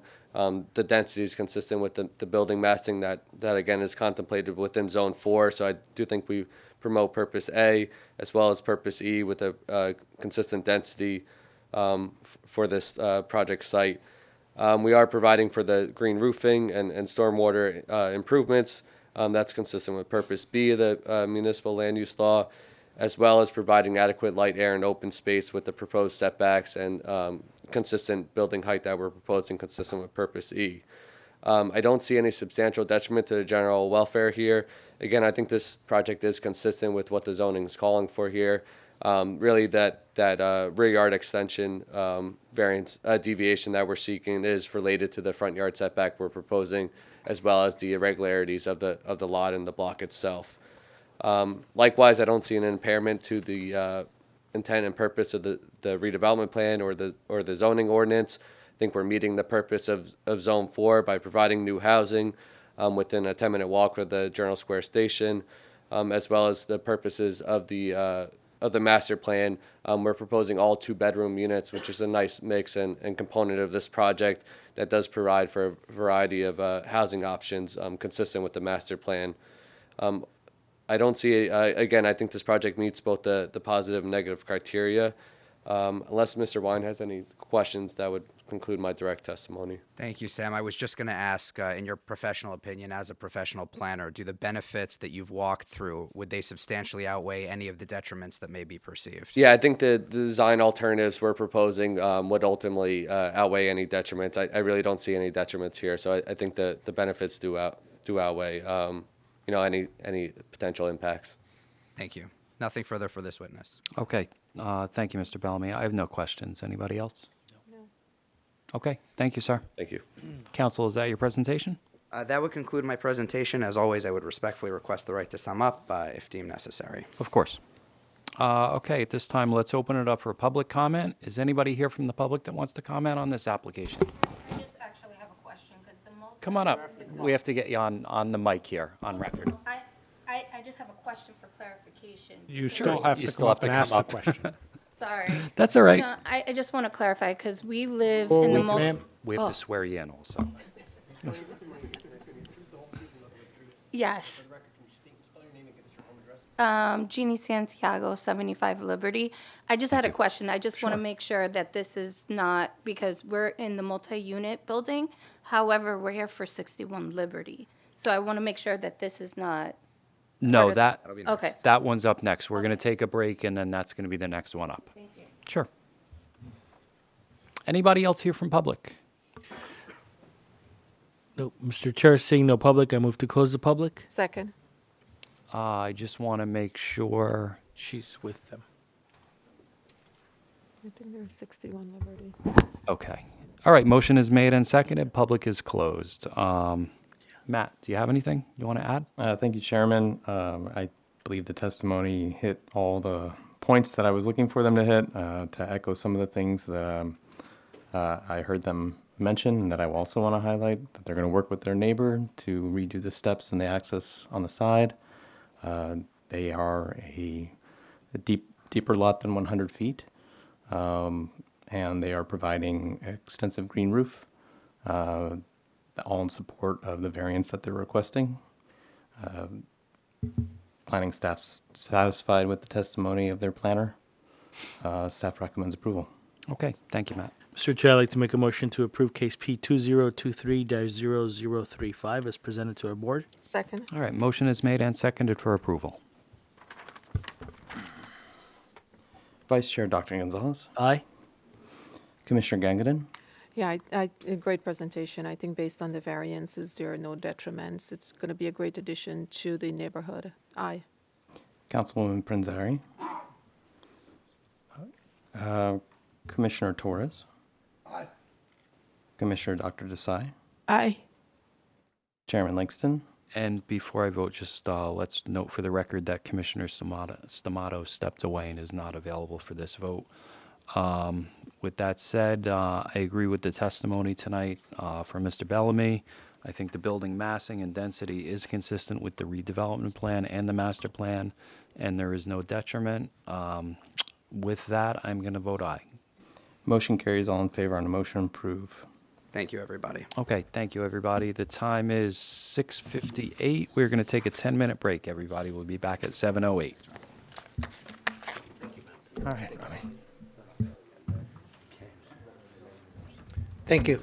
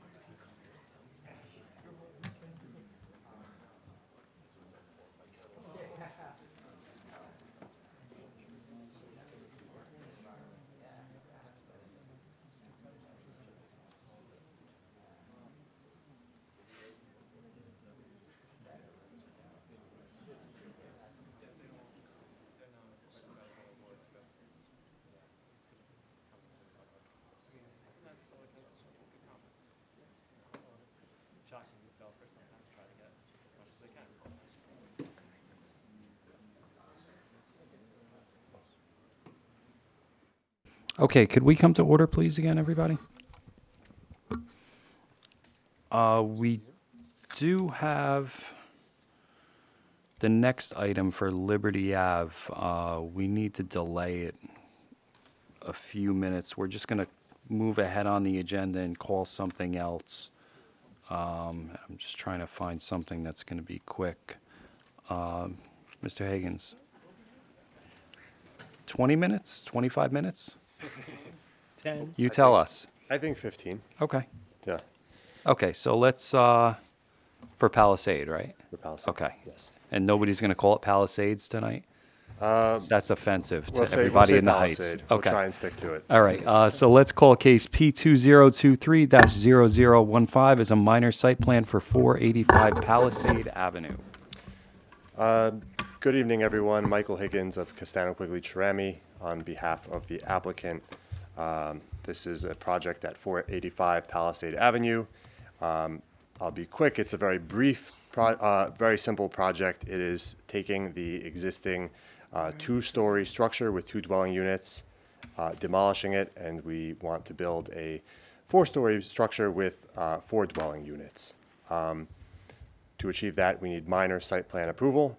There are no variances associated with this project. So with that, I only have one witness tonight. That's our architect, Jeff Lewis. If we could get him sworn in. Okay, thank you. Yes, I do. Jeffrey Lewis, Jeffrey-Lewis. Mr. Lewis, good evening. We've qualified you in the past. Yes, Your license is current tonight? Yes, sir, it is. Okay, thank you, sir. And before we start, I do have to note for the record that Commissioner Stamato has left for the evening. So 1, 2, 3, 4, 5, 6. So we're down to 6 tonight. Okay, go ahead, Mr. Lewis. Great. Okay, so 485 Palisade Avenue. This property is obviously on Palisade Avenue. We are located directly across the street from Riverview Park. There are existing 4-story buildings to the left and right of us, as you can see from the photographs at the bottom of our sheet here. Our existing building is a 2-story building, which is going to be demolished and be replaced with a new 4-story, 4-unit residential building, which is shown here on the top right. We are asking for no variances, just site plan approval. I want to walk through the site plan right here, just on the color site plan, because it's pretty simple. We are proposing new concrete sidewalks. There's an existing street tree. We're going to keep that tree, but we're going to build a new conforming tree pit around that tree.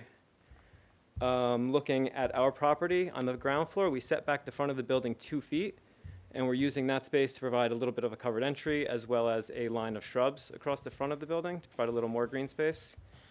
We are built along the right side property line. On the left side, we have an alley that goes about halfway back. This alley leads to our trash area, as well as the second staircase. And then at the back of the building, we have a private yard for the ground floor unit, which is enclosed with a 5-foot wood fence. I'm going to move right to the floor plans. We do have a small cellar at the front of this building. It's being used for our meters for our sprinkler room, as this will be a fully sprinklered building. We're providing 4 small storage spaces, 1 for each apartment. And then we have the stair going up to the second floor with an area for 2 extra bicycle parking spaces in the basement. Moving to the first floor, we have our main entry, which provides access to the main stair to the building, as well as apartment number 1. Then along that alley, we have our secondary entry, which leads to stair number 2. We also have 2 bicycle parking spaces tucked beneath this staircase. And then we have a trash and recycling closet, which is vented to the outside, and the entrance, second entrance to the ground floor apartment. So this ground floor apartment takes up the rest of the first floor space that I haven't mentioned. It's a 3-bedroom, 2-bath apartment, 1,238 square feet. This is our ADA adaptable apartment. Like all the apartments in the building, there are washer dryer in the unit, as well as wall-mounted mini splits for heat and air conditioning. The apartment lays out with 2 bedrooms and a bath in the front, and then the living, dining, kitchen, and a master suite in the rear. The living area also has a door out to the back where we have that small private patio and lawn area, which is dedicated to the ground floor apartment. Moving up to the second floor apartment. Again, the second floor is entirely apartment number 2. It's also a 3-bedroom, 2-bath apartment. It's 1,260 square feet. It is accessed from each of the staircases. The living, dining, kitchen area is in the front, and then the 2 bathrooms in the center and bedrooms towards the back. And this apartment has a roof deck, which is accessible off of the master suite in the back. The roof deck itself is 170 square feet, and it's buffered on each side about 5 feet with a raised planter to help provide a little buffer with our neighbors. Moving on. On the bottom here, we have the 3rd and 4th floor. The layout is exactly the same as the second floor, so it's a 3-bedroom, 2-bath. Each of them, 1,260 square feet. The only difference is in the back, instead of having that roof deck, we have a balcony. And then lastly, we have our roof deck. The roof deck, we set back our usable space from all the facades, so it's 10 feet from the front and the rear facade, and then 5 feet from each of the sides. We're using that space mostly to provide green roof trays. So we're providing a total of 515 square foot of green roof trays. Those are in the front of the building, the back of the building, the front, the back, and also along the side here. And then along the top side here, we have a 50-foot long raised planter. The space itself is divided into 2. The back half here is going to be used for apartment number 3, and that's 215 square feet in total. Then the front half of the roof deck is for apartment number 4, and that's 350 square feet in total. Here we have our building elevations, starting with the front elevation on the top here. It is a modern 4-story building. The main finishes that we're using are gray fiber cement panels, as well as a composite wood vertical siding, which is used here and in between the windows. We do have a lot and very large windows, as well as storefront doors. These are all black aluminum frames. Looking at the top of the building at the roof deck, we have black aluminum posts and rails with glass infill panels for the railing, which is set back about 10 feet. And then the stair tower, which is set back further than that, has light gray vinyl siding. Looking at the rear elevation, the main finish is that same light gray vinyl siding that I just mentioned. All of the windows and doors are black vinyl, and we have black aluminum rails and posts and cable rails for the balconies. Lastly, here we have the side elevations. So I want to start with the south elevation. This is the left side. We're returning the fiber cement panels back 5 feet on this side, on the upper floors, and then on the lower floor, we're having that whole alleyway finished with the fiber cement panels. Everything above that is the same light gray vinyl siding we're using everywhere else. And this section that is along the property line will be finished with a smooth stucco finish, painted gray. And then lastly, we have the north elevation. This is fully on the property line. We are also returning the fiber cement panels here. We're going 10 feet back here because the building next to us on the right is set back about 5 feet from the property line, so we want to make sure we go back a little extra. The rest of this is, again, a smooth stucco finish, painted gray. And that concludes my presentation. If anyone has any questions, I'm happy to answer them. All right, thank you, Mr. Lewis. I do have 2 questions. Sure. The condensers for the mini splits, I think I saw 2 on the roof. There's 2 on the roof and then 2 on the lower roof. Okay, and are they shielded? They're going to, yeah, we have the specs here. We're going to use they're shielded visually, and then we're going to use the highest sound enclosure that they have available. Okay, excellent. The only other question I have, on the back half of the building on the north side, you know, where the I'll call it an alleyway ends. Yes. That's on the property line? It's on the property line, yes. Okay, is the neighboring building on the property line? No, they're 2 feet off. Okay.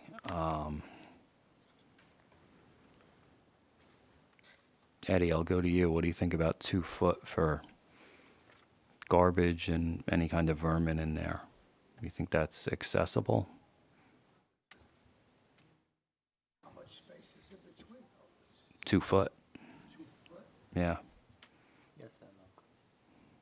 I mean, it's, yeah, it's, They have work assignment that they have to do. Yeah. That is good for garbage. When it's less than 10 inches or Yeah. Okay. that'll be fine. Okay. Yeah, those are my only questions. Anybody else for Mr. Lewis? No. Okay, thank you, sir. thank you. Council, that's your presentation? That concludes our testimony. Okay, Thank you. thank you. All right, at this time, let's open it up for public comment. If anybody's here from the public that wants to comment on this application, please come on up. Sure, come on right up. Swear you in, okay? You raise your right hand. You swear the testimony you give is going to be the truth, the whole truth, and nothing but the truth? Yes. And for the record, into the mic, can you just state, spell your name, and give us your home address, please? Irina Tichenko, 75 Liberty Avenue. IRIN as in Nancy A, T as in Tom, ICHENKO, Ukrainian. Good, good evening, ma'am. We have 3 minutes It's for you. hard, yeah, it's hard. A question about neighboring buildings. Do they have side windows? Do you There's- cover them or not? There's no side windows on the left. The building to the right, I think, has 1 side window, but they're 3 feet off of the property line, so they have enough Okay, so space. just one. Okay, so you're not blocking anything. Right, we're not blocking any windows. All right, that's important. Thank you to know. Okay, thank you. Is there anybody else here from public that wants to comment on this application? Seeing no Anybody more else? public, I move to close. Second. Okay, motion is made and seconded. Public is closed. Eric, this is yours? Yeah, the application's relatively straightforward.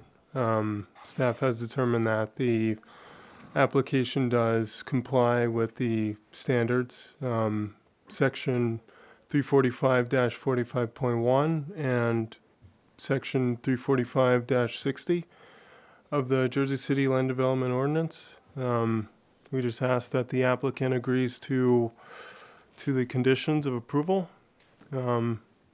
Otherwise, staff does recommend approval.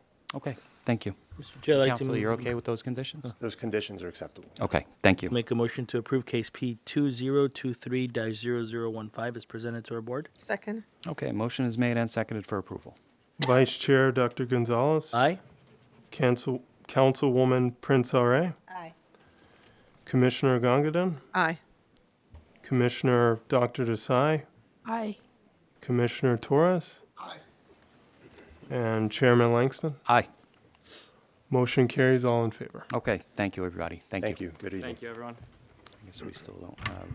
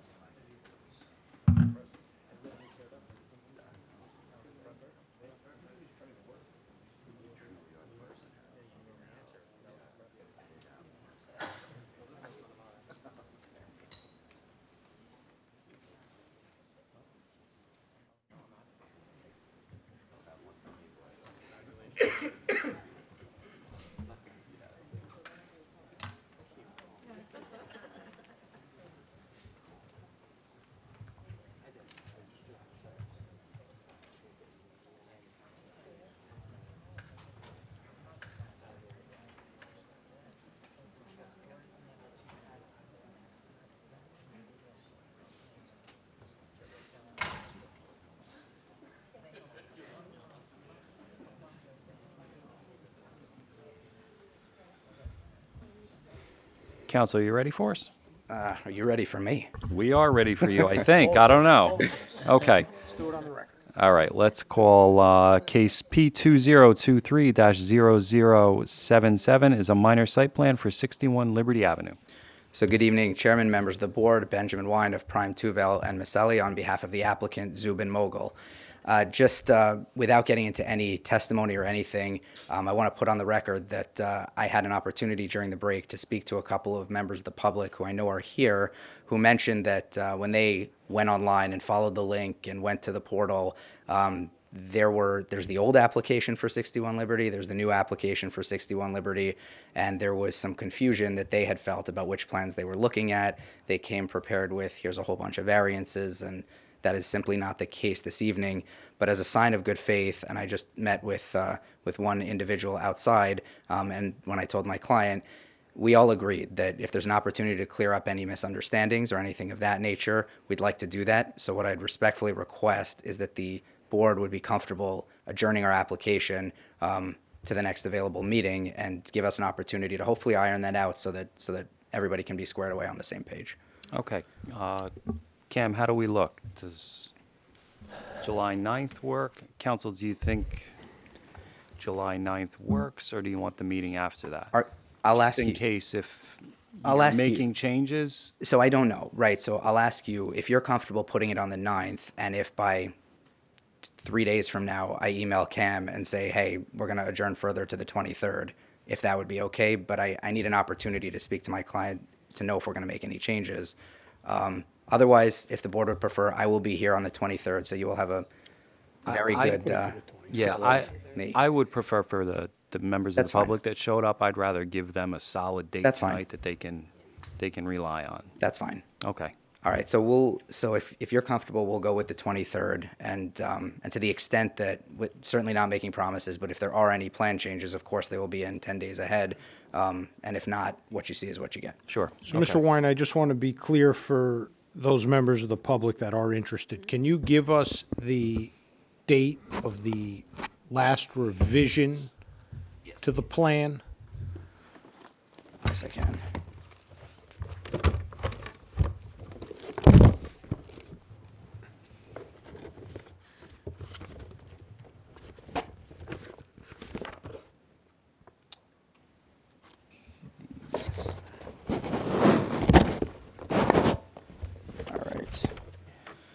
Assuming my office printed me the correct copy, which I will just confirm. I'm already not comfortable. This appears to be. The date on the plans are revision through 12/1/2023 is the revision date on the architectural plans.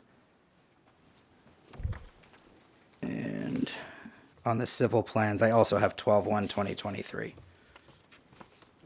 Do you want to just confer with your professional that that's accurate? Because I don't want the public to go onto the portal and look at the wrong plan.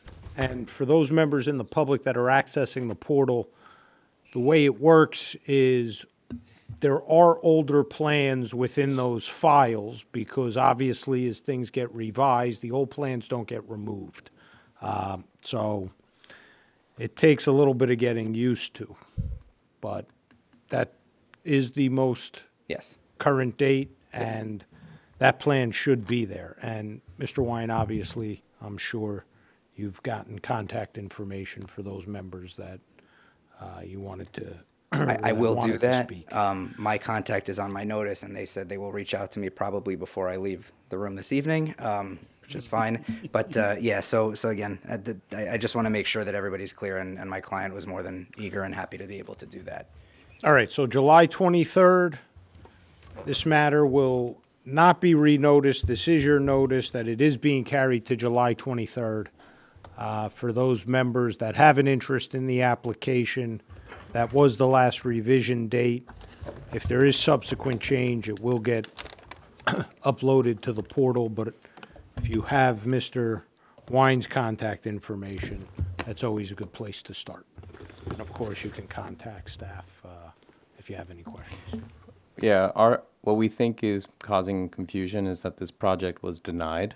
A prior application at the same address was denied. That those files are still available on the data portal, so we can make those hidden so that there's less confusion moving forward. Absolutely. Yeah, and just for reference, it actually one of the members of the public said, yeah, I saw the plan. It started with P22 dash whatever it was, and I said that is the old file. So Yeah, I think we should remove them. Yeah, we'll make them inactive for Yeah, some let's just period make of them time. inactive so that everybody's at least accessing the Understood. right ones. Yeah. Understood. Thank you, counsel. Okay, thank you, counsel. So, once again, for the record, case P2023-0077 is being carried to a date certain of July 23rd with preservation of notice. thank you very Counsel. much. Appreciate your time, and we'll see you on the 23rd. Okay, sounds good. Thank you, counsel. All right, let's move on and call case P2023-0073 is a preliminary major site plan for 438 Summit Avenue.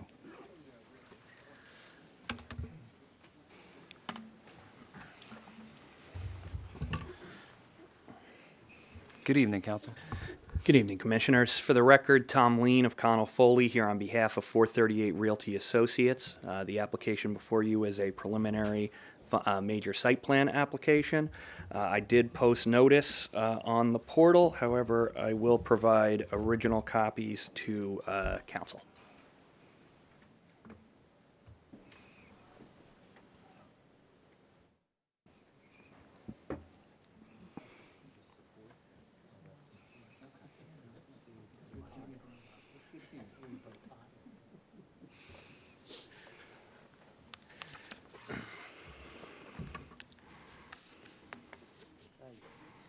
Chairman, I received the affidavit of publication, proof of mailing with respect to the application at 438 Summit Avenue. It does appear to be in order and does appear to be the same as the electronic copy filed. So we're going to mark it as A1 for the record. All right, thank you, counsel.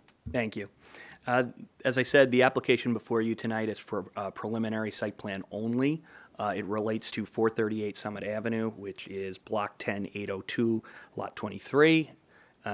Most of you would know it as the State Building. It is where the DMV is located in Journal Square. It is located at the foot of SIP Avenue, where Summit and SIP meet, and it does run all the way through to Baldwin. It is a approximately 60,000 square foot regularly shaped lot. We are in the Journal Square plan here. We're in Zone 3. And the proposal is to construct two 25-story towers with ground floor retail. We are proposing 709 units and 170 parking spaces. The reason we are asking for preliminary only is because preliminary approval gives the developer more time and protection from any changes in zoning. That's important here because the State Building only actually has 1 year left on its lease, and they are looking to stay in that space for a significant amount more time. As a matter of fact, they will likely have a 5-year extension of that lease. So the state has come to us and asked if we were going to move forward with approvals, that we try and extend those approvals as much as possible. The protection for preliminary is 3 years with the option to extend it. We're actually going to be asking for a little bit more time than that, which is permitted under the MLUL. Section 49G allows the planning board to extend beyond 3 years the protections for an approval if the building has 100 units or more in it. So that is something that we're going to be requesting of the board this evening. I do have 4 witnesses. I believe all of them will be fairly quick. Again, this is preliminary, so it's really just going over the proposal and the zoning, and that we are fully compliant with the zoning. I will state that I am I have reviewed and received a June 7th, 2024 planning memo. If you'll review that memo prepared by Director Marione, basically says that we will have to go back and coordinate with engineering and traffic prior to moving forward with a final site plan. Obviously, we'll agree to that condition. So everything you're seeing today is preliminary. We are going to have to deal with the review agents of the city. We've already gotten some preliminary comments from traffic, which we can address some of those tonight, and obviously we'll have to do so going forward. So with that, I'm going to have Michael Dipple come up first, who is my engineer. Okay, thank you, Council.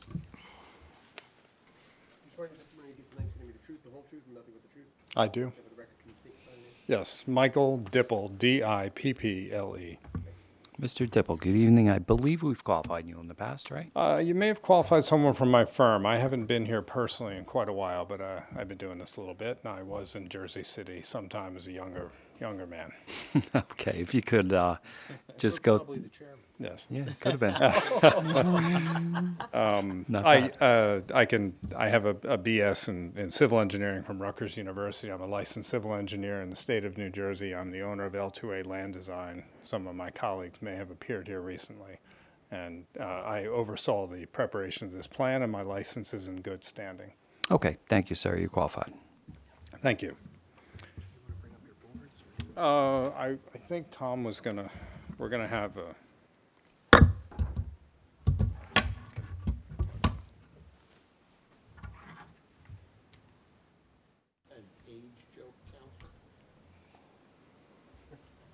He came prepared.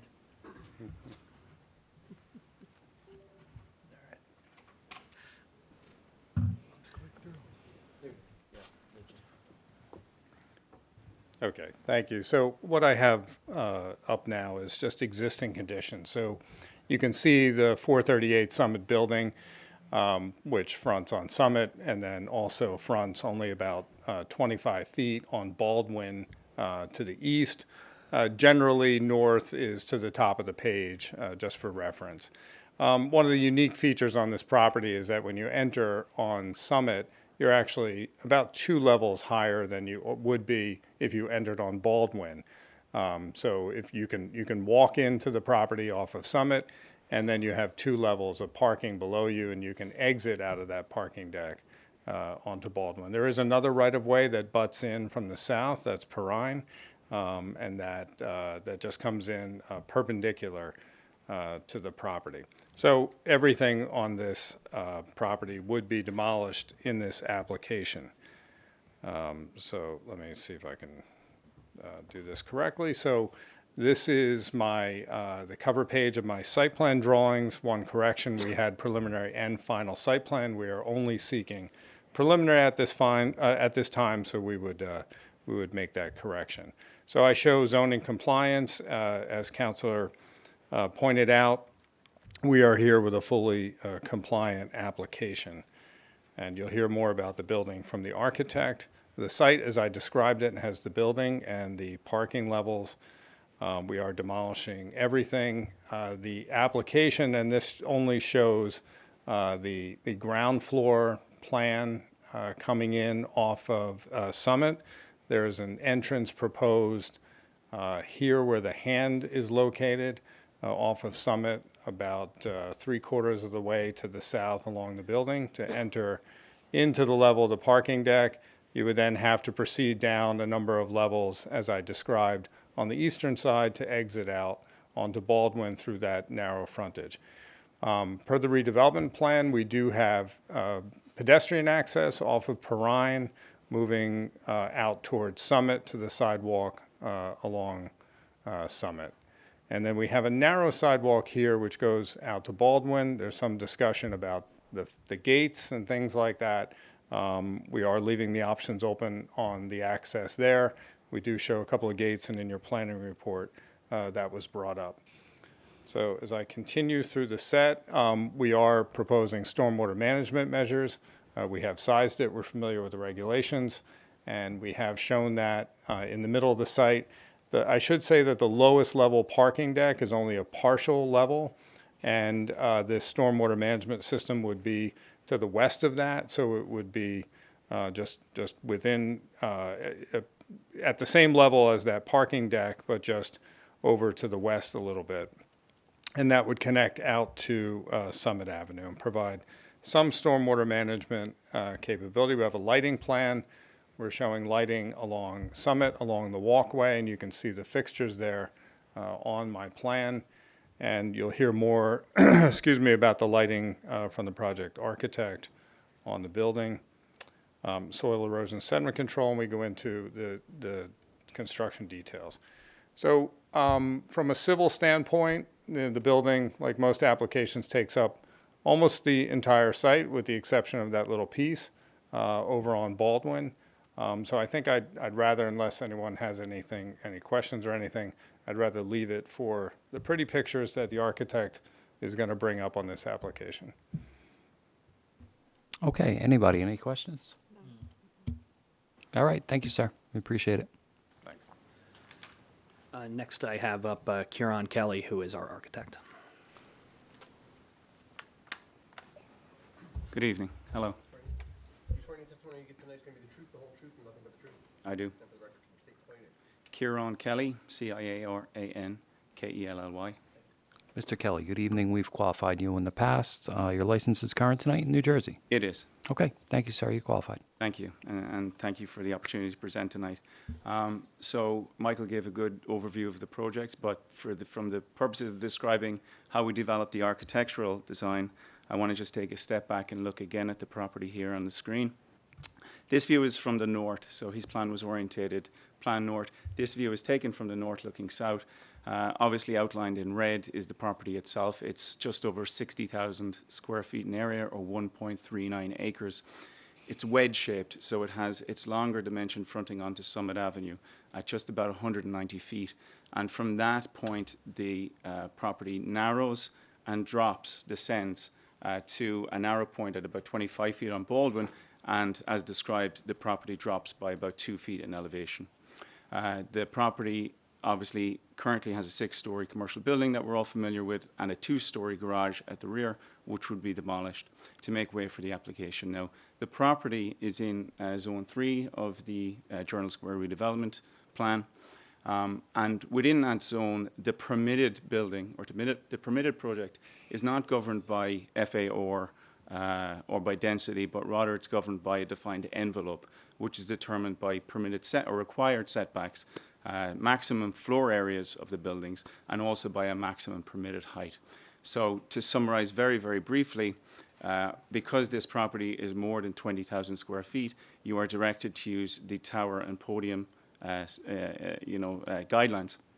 And what those say is that the podium needs to be 5 feet back from the side property lines, the towers 20 feet from the property lines, with the exception of the southern property line where we're abutting a lower density zone, in which case the towers are even further back, they're 30 feet. We have a front yard setback requirement on Summit Avenue, which requires a 20-foot wide sidewalk, and our landscape architect is going to describe in detail how the sidewalk is beautified, and we're also creating a pedestrian plaza for the front end of the building. As well as on the southern side, we are creating that pedestrian link which was described. So where the side yard setback on that southern side should be 5 feet, there is a stipulation to say that between Summit and Perrine, they would like an 8-foot setback to create a link. In fact, we're providing 12 feet because we wanted to landscape it, we wanted to make it a safe and inviting connection. So you'll see that too later. But the overall result of those requirements on the setbacks, and also the irregular shape of the lot, is amassing which you will see in this image, which essentially is the project we're proposing, which is completely as of right, as I said, to the bulk requirements and all the requirements of the redevelopment plan. And it consists of 2 towers. Tower 1, which is the western tower, the tower which is more in the foreground, is on the wider portion of the lot and fronts onto Summit Avenue. And then there's a secondary tower, Tower 2, or the eastern tower, which because of that narrowing of the lot is a more wedge-shaped and narrower floor plate. The plan requires that you can have no floor plate more than 180 feet in dimension. So in both cases, we meet that.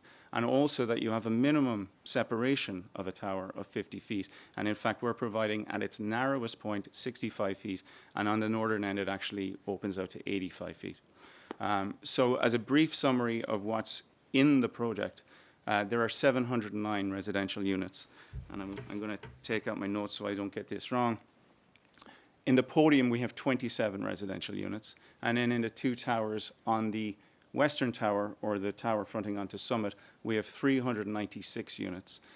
You'll see that that plan is more orthogonal, and it allows for more units on the plan. The other tower, the eastern tower, has 286 units, and there's 13 units per floor on that, slightly less. In the podium, we have 170 parking spaces. The redevelopment plan actually encourages lesser parking. The maximum permitted parking is 0.5. We're proposing 170, which I believe is 0.23. And we also have a 25,000 common amenity space on the 3rd floor of the podium for access for all the building residents, in addition to all of the exterior outdoor terraces, which are common and private access for the residents.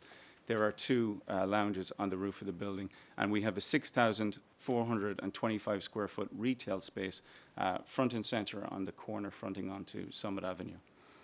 So with that said, I'd like to very quickly walk you through the plans. I'm conscious of your time. This is the 1st floor plan, and by 1st floor, it's the level which is sidewalk level at Summit Avenue, and this would be the main entry floor for the project. The retail spaces I described is shown in green. 6,425 square feet, double height retail space fronting onto Summit. And then behind that, indicated in blue, is the double height common residential lobby. And because of the lot configuration and the fact that, you know, the irregularity of the lot means that our 2 buildings are essentially one behind the other as you approach from Summit, we needed a lobby which served them both. And so what we're creating is in the upper corner here, the northwest corner, there's an outdoor plaza which leads you in beyond the retail space into the residential lobby. And you see this in this rendering. So this is looking directly at the corner, the double height retail space, and you'll see how the canopy above kind of leads the eye back to this, which is the main residential lobby. And of course, we have a sign there just to herald the entrance from the sidewalk. So briefly, just to take back to the 1st floor, we have 4 residential units on that floor. They're 1-bedroom units facing north. But everything else on the plan, the white area, is essentially the back of house or the garage. We have a 2-way circulation system which leads you in through the garage off Summit Avenue, and as described, leads you down to 2 lower parking levels. And eventually you have the opportunity to exit or enter on Baldwin. In this space, you also have double height, fully maneuverable loading. So we have loading space for 3 or 4 trucks. We have indicated 2 here, but the loading space is 56 feet wide by 40 feet deep and could easily accommodate up to 4 box trucks if people were moving in at the same time. But all that, sorry. Sorry, before you moved on, I was reminded by seeing the picture you had there, the rendering. This is different from the site plans that we fully submitted, but we did upload the presentation today, so this is available on the portal. It was not available 10 days before. I don't know if you would like us to enter it as an exhibit. Well, and so I think some of the drawings were also not color, so why don't we mark the entire, I guess there's 40 slides in this set? Yes. 20 of them are the architectural testimony. But this entire presentation was uploaded, so maybe we'll just... So let's mark it as A2. And just to clarify, there's no new information in what it's Not purely questioning colorized. that. Yeah, no, I know. Just marking it for purposes of the record and clarification as we describe different exhibits. So A2 is the entire deck, 40 sheets, and obviously you can identify the sheets as you're testifying to them. Thank you, and I'm sorry to. Absolutely, no, thank you. I should have pointed that out myself. So again, sheet A10 was included in the original set, simply color-coded. So just finalizing, we have the loading area within the footprint of the building off the street. There are 37 parking spaces on this level, but in addition to that, both towers have their their own trash and recycling compactor rooms. They also have their own transformer rooms, their own fire command centers, and all of that required infrastructure is accommodated here on that first floor. On the street, I should also point out that we are creating a drop-off and pickup zone. So that is, it's about 45 feet in length, and it is there for, obviously, Uber pickups, passenger drop-off, food deliveries, FedEx. So that's there. So the major loading all occurs within the footprint of the building. Just to briefly show you, and I apologize because there's a lot of slides here, so there is a slight delay in loading. This is the parking level directly below, or what we're calling basement 1. It's our largest parking level. It's 106 parking spaces. As I say, it's two-way circulation throughout. All the drive aisles are 23 feet wide, whereas the requirement is for 22 feet, so we're allowing greater widths on the drive aisles. And also all spaces are standard with the exception of 4. We only have 4 compact spaces. This is the lowest parking level, again, just showing how you can enter or exit on Baldwin. So back at this first floor, from here we go up to the second floor. On the second floor, we have more residential units which flank the building on the eastern and southern sides, and many of those units have outdoor terrace spaces. Everywhere where we are setting back the building, we're making use of the lower roofs to provide outdoor amenity space. The blue space is the leasing office, and the green space is the upper level of the retail. At the third floor of the podium, which is the top level of the podium, we have a 25,700 square foot amenity space for the residents of the units. It's yet to be designed, but we foresee the usual stuff. We'll have a residence lounge, co-working space, fitness suite, and then we have additional residential units on that floor. So from that point up, the building separates into the 2 towers. I've already described them. The tower on the west has more units, 18 units per floor. The tower on the east, 13 units per floor.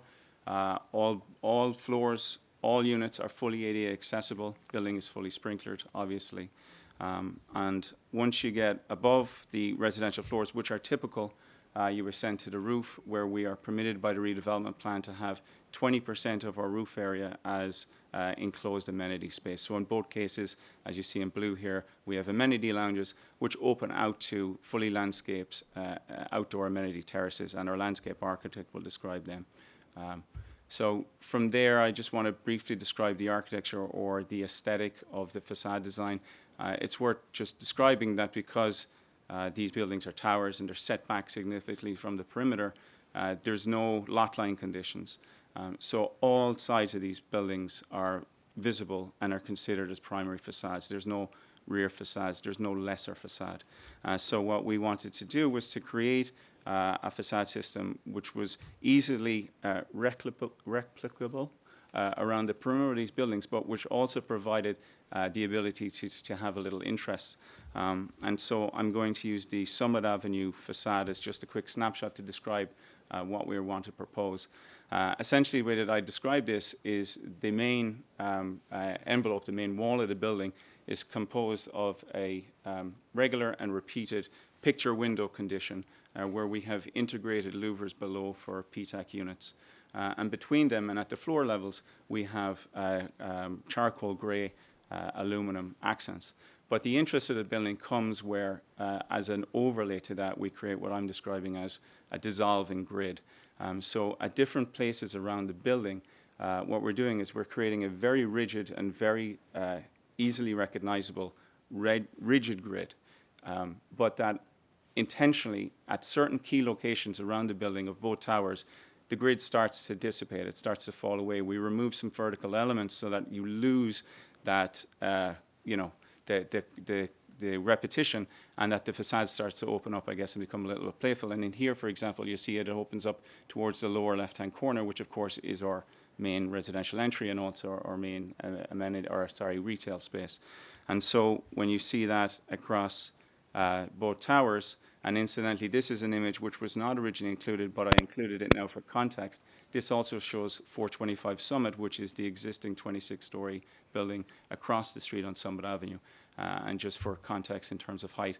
But that you'll see that on the eastern tower, a similar pattern exists, but in the opposite way. So the lower right-hand corner is the more dense grid pattern, and it just starts to open up and dissipate as you ascend to the east, where the views of downtown Jersey City and also of New York City open up, and there's more panoramic views.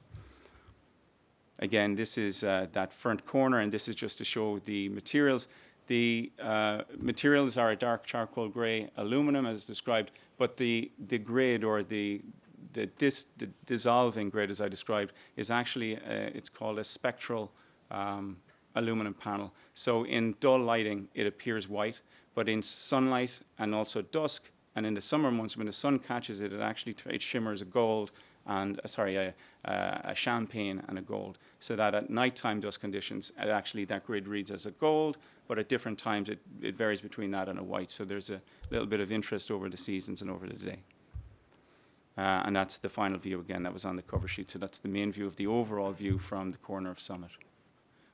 Then just in summary, I think that the project not only meets the requirements of the redevelopment plan in terms of its bulk requirements, but also forwards the objectives of the plan in that it kind of represents a smart growth project. Obviously, we've provided ample outdoor space. We've provided pedestrian connectivity around the site, connecting the other streets. A lot of amenities provided. The building would be very sustainable in its in the technologies that we include.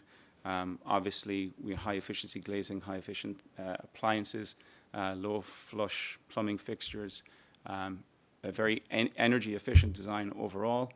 And I think that's really the end of my presentation. I'm happy to take any questions. All right, thank you, Mr. Kelly.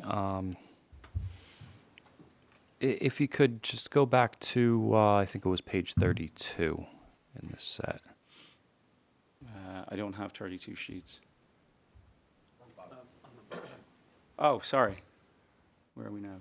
You know what? I was going from I think I saw that on. That's the sheet right there. Yep. Yes. Yeah. Yeah, that's where I found it. I'm assuming I might be ahead of myself. It's probably going to come up in landscape, but that the plantings on the top of the building, are they just on the roof level, or do they? So I can't tell with my glasses, but do yeah, they no, come no, no. down? There is planting shown there. They are private outdoor spaces.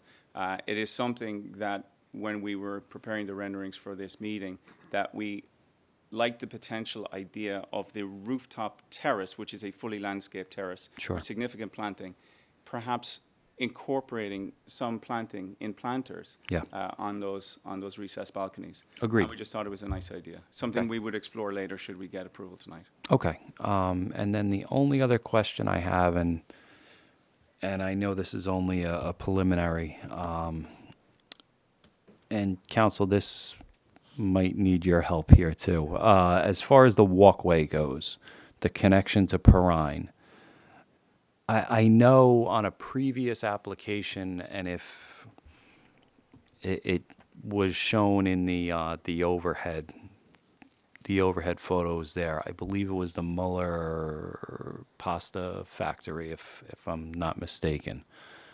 That originally came to us with, the approval didn't condition on it, but there was talk about a walkway connection along the north side of this property, and that connection going all the way to Summit. Has that been considered, talked about? So to be clear, you're saying it would be from Baldwin to Perrine up and to Summit? It was talked about on the other side of the property, along the tracks. Along the tracks. Yes. I think that gives you better access to, the Journal Square Transportation Center. Again, Yeah, I know we're in that's- preliminary right now. Right, that is something that we could definitely discuss with the city. It's not something we included in this project. We did have it coming from Perrine because there's going to be developments on Perrine as well. Sure. So that is, again, as you said, this is preliminary. There's no, that's something we can discuss with both transportation and planning. Okay. As a way to utilize the area there to access the Baldwin Avenue below. There is a map in the redevelopment plan which calls for pedestrian connectivity, and that's the one which we've provided between Perrine and Summit is a Mr. specific. Kelly, just I'm sorry. please into the mic. Just to give some background, there is a map at the end of the redevelopment plan. I forget what page it's at, but it does indicate graphically where it foresees pedestrian connections. And one of them is this connection which we provided. As I said, it was requested to be 8 feet, we've made it 12, but at that specific location. We do incidentally have the 5-foot setback at the podium level on the north side. Right. So it is not, impossible to provide a connection there. And I think we had early discussions, but we followed the plan, in this Sure. version. Yeah, so it's something that we can discuss with planning. Yeah, it had nothing to do with this site. This was a prior application years ago that's in various states of construction now. I don't know what's going on over there, but that was originally brought up that there was a possible connection, a pedestrian connection that would go to Summit from Baldwin along those tracks. You remember what I'm talking about, Ed? You probably do too. But there's another site that has a walkway along the tracks that would then connect Baldwin to Summit to this other site. No, this is that site. This is that site which would be probably the only connection, if I'm You're right. remembering.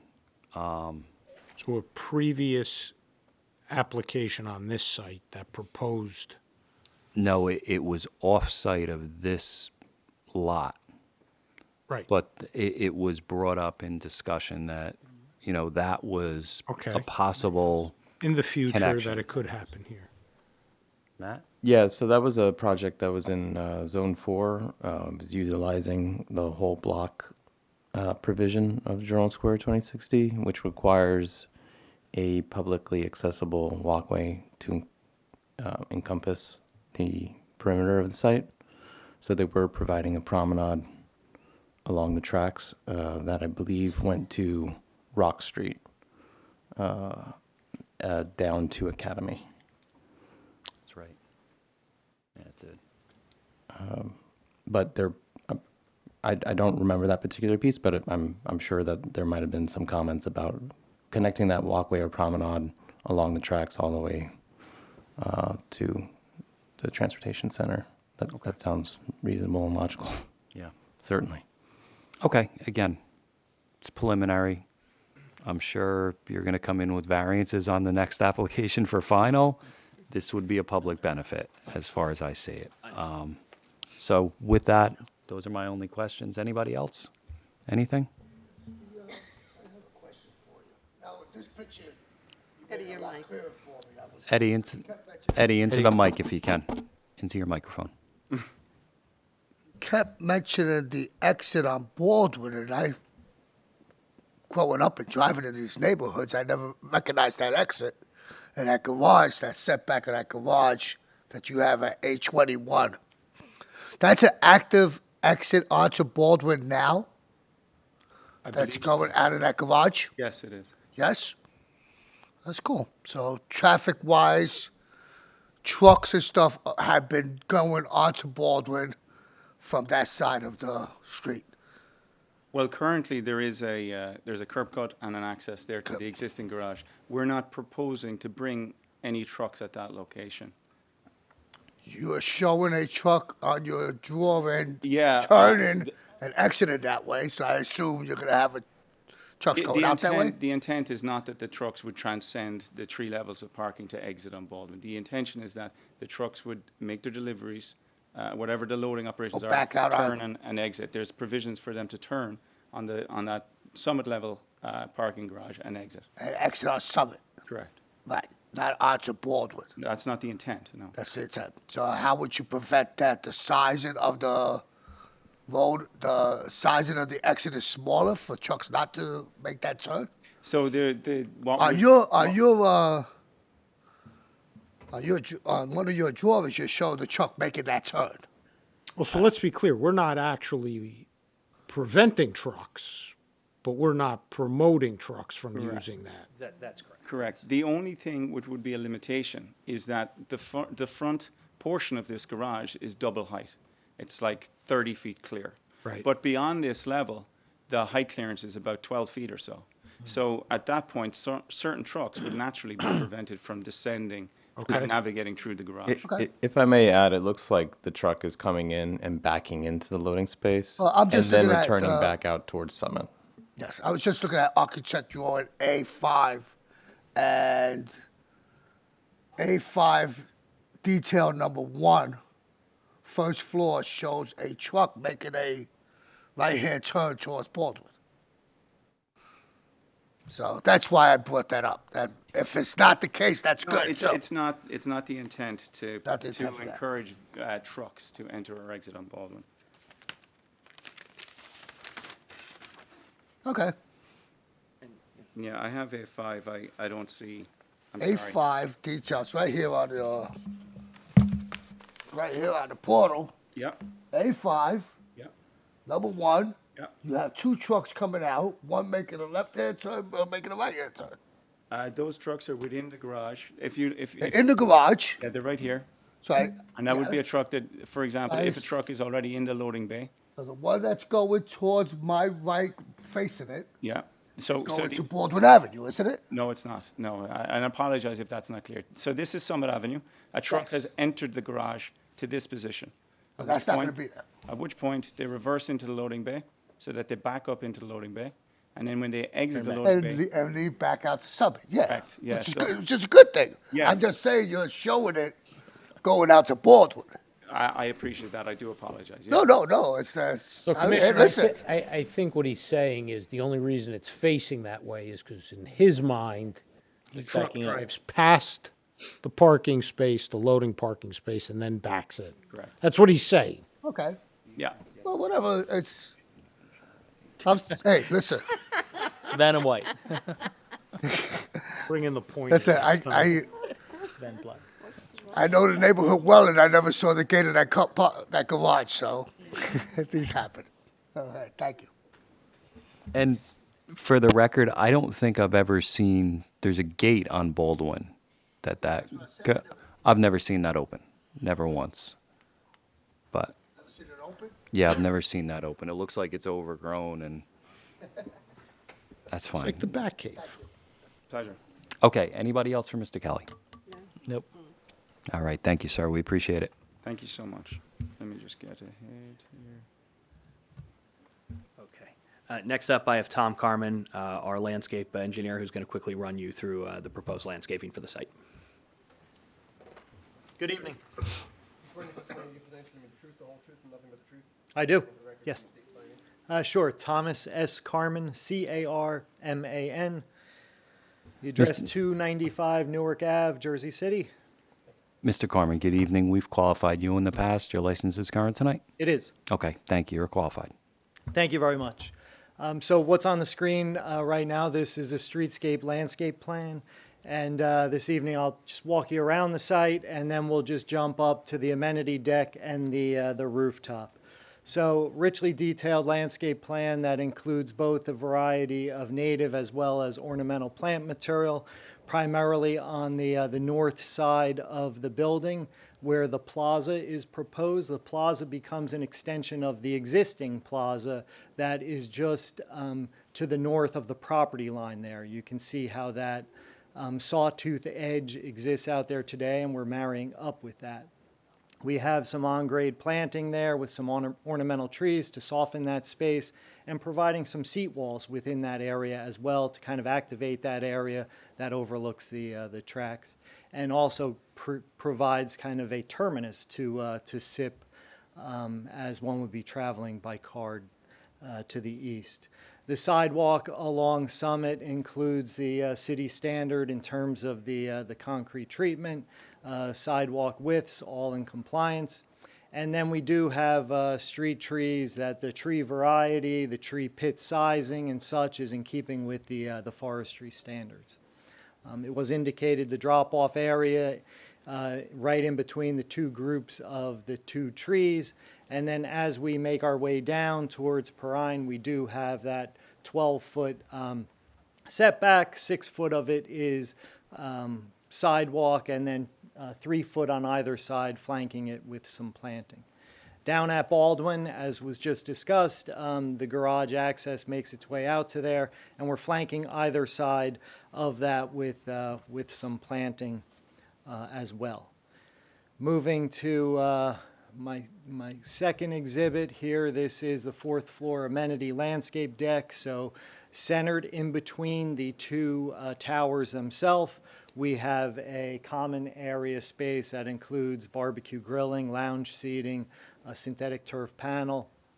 The residential units that open up onto this level would have some private terrace spaces. On the eastern side or plan right, you see a green area that is proposed as a dog run that kind of overlooks Baldwin itself. The last exhibit I have is moving up to the upper level. So the upper level, the roof of both of the towers include a lap pool up there, as well as some barbecue grilling, some lounge seating. The balance of the space is extensive green roof planting. So, Mr. Chairman, you had made reference to the 3D graphic that was presented by the architect.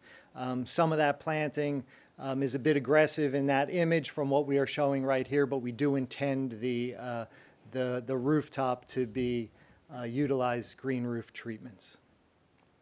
So that provides an overview of streetscape as well as the amenity spaces for the exterior. Happy to answer any questions.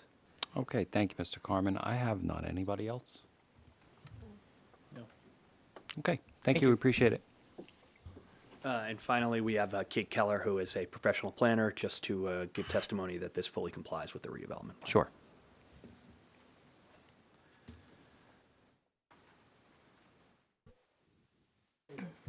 Sure. I do. Sure. My name is Kate. Last name is Keller, Keller. Ms. Keller, good evening. Hi, good We've evening. qualified you in the past as well. You're Not licensed. in a while, but yeah, I'm a principal with Phillips Price Grego Laney Hughes out of Hoboken, licensed professional planner in the state of New Jersey, and all my licenses are current. Okay, thank you. You're qualified. Thank you. So you know, this, as you've heard from our testimony from our prior witnesses, this is a proposed fully conforming preliminary site plan application within Zone 3 of the Journal Square 2060 redevelopment plan. I'm going to be brief here because, again, preliminary, and at this, as has been stated, we are proposing something that does fully conform at this point. Basically, the essence of this proposal is that the team of professionals has taken a site that's irregularly shaped. It's kind of situated adjacent to the railroad tracks, but it is within Zone 3, which is one of the denser, commercial mixed-use cores of the Journal Square plan. And using the creative development techniques that our architect and our landscape architect engineer have described so succinctly tonight, we're now proposing this development that conforms on this lot that really and meets all of the specific both bulk and design and architectural requirements for this specific piece of property. So that includes the building envelope, building height requirements, the tower on the base, and all of the unique features that are intended to make this portion of the Journal Square redevelopment plan area really what it is. And the goal there is essentially, just to quote what the purpose of Zone 3 is to provide for active and intensive use of the parcel surrounding Journal Square Transportation Center. These are those that are in close proximity to bus and rail and within short walking distance, and to enhance and complement the existing commercial corridor. So I think what we have here is an application for a development that has retail at the ground floor that is set forth in the redevelopment plan. It has a variety variety of open space uses and outdoor areas.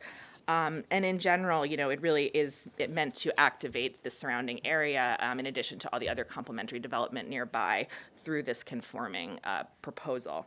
Just in conclusion, my opinion, this meets, really furthers many of the objectives of the redevelopment plan. It includes a significant amount of new housing, it's quality new retail space at the grade level, pedestrian and bicycle facilities and improvements, around the area to make it a more inviting, more pleasant walking experience, not just for those people who will live here, but for everybody using this area.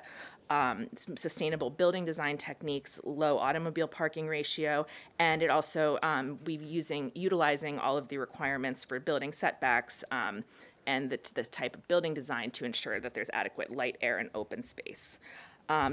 Just given all of the above and the testimony that you've heard tonight, just my planning opinion is that this is thoroughly consistent with the redevelopment plan goals and specifically that of Zone 3. Okay, thank you, appreciate it. Any questions, anybody? Thank you, I appreciate your time, Thank you. Commissioners. Council, anything else? Nothing else other than to say, as I said in the beginning, I am in receipt of planning's memo, which is dated June 7th. We plan to comply with all the conditions therein. And also, as I stated in the beginning, we are asking for preliminary site plan here, as well as an extension beyond the 3 years of protection that is normally permitted. We would ask for 5, and that's under section 4055D, 49G. Okay, thank you, Council. Thank you. And the application for that other property I was talking about was 180 Baldwin Ave, and I'm sure, I think I worked on that many years ago, so I do recall I some think of we could put you in touch with the attorney that represented that applicant if you needed it. You can I provide know his who it was. contact information. Okay. So if there's no other questions, let's open it up for public comment. If anybody's here from the public that wants to comment on this application, please come on up. Anybody from public? Seeing no public, I move to close the public portion. Second. Okay, motion is made and seconded. Public is closed. Mr. Lean, if there's nothing else, Matt, you're going to step in for Tanya? That's correct. Okay. Do you have anything? I think it was just mentioned, maybe this can be left to the final, but there was mentions of the gates along the pedwalk.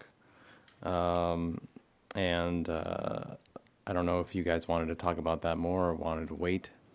I think that is something we will probably address as part of final. Okay. And, there's also been further discussion here about, pedestrian access and everything, and will continue to coordinate with planning and transportation on that. And, when we return to the board, that's something we'll have more fully fleshed out.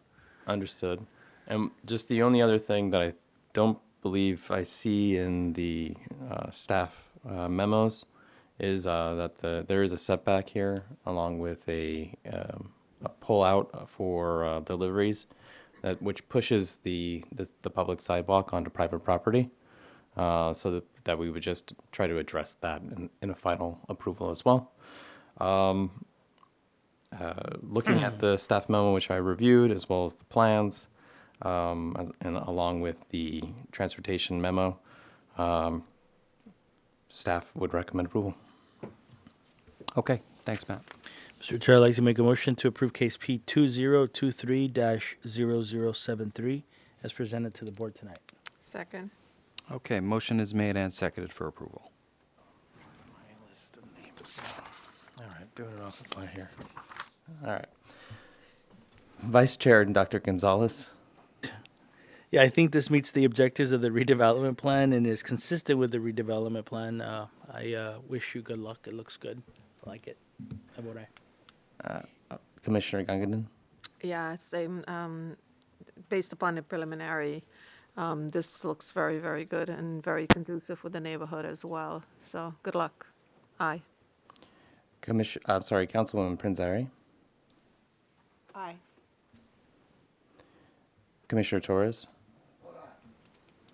Commissioner Dr. Desai. Yeah, this is Journal Square, and I think it's turning into World Trade Center or New York, and we'll see all people from New York moving to Journal Square. So I'm so happy about it. Beautiful plan. Aye.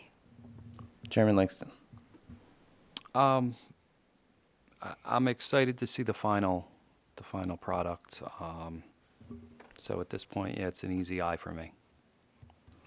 Motion carries, all in favor. Okay. Thank you, Council. All right, let's move on to item 18 is case P2024-0025. It's for a conditional use at 912 Bergen Avenue.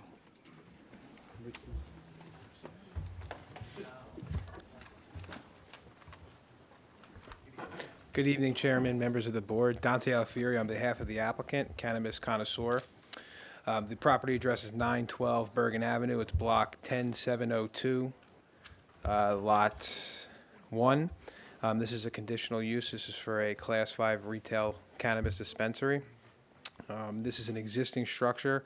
We're looking to refit the first floor with this particular use. I have one individual who's going to provide testimony tonight. It's an architect, Greg Korn. And with that, I'll have him come up, and we're going to attempt to attach our laptop. It's a Mac, so we have a USB-C here. Yeah, they have all those Mac dongles and stuff. Must admit, I'm actually a PC person, but this works fine.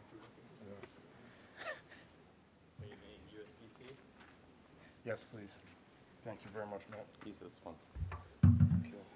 While we're doing that, do we have notice, Council? Yes, we've submitted notice on the portal, and we FedExed the original package to your office. Francisco, do we have physical notice? You didn't get it yet? We FedExed it last week.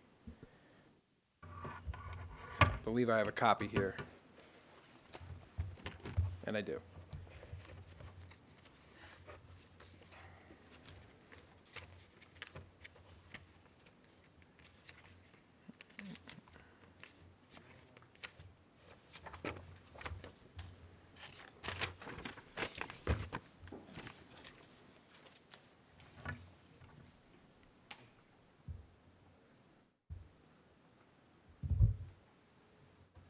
Sorry, just go ahead and check that off.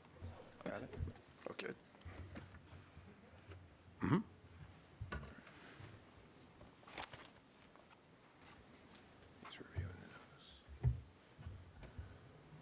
Chairman, receive affidavit of publication proof of mailing. Does appear to be in order. We're going to mark it as A1 for the record. All right, thank you, Council. Thank you, Council. So I'd like to call our architect, Mr. Korn, up.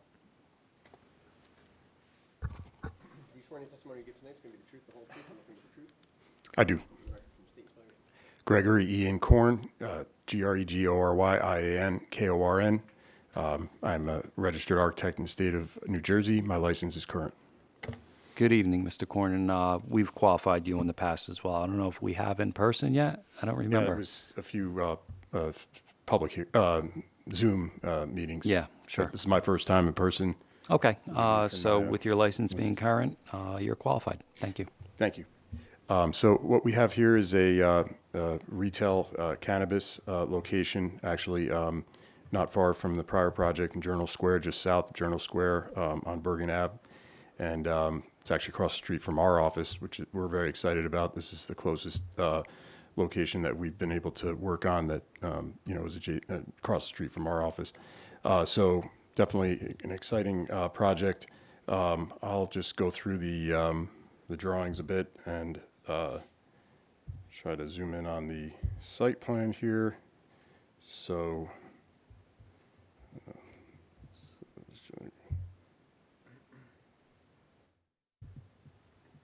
me get that one down.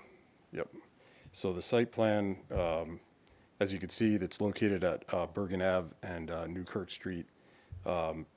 The project is in an existing mixed-use retail ground floor, office, upper floors building.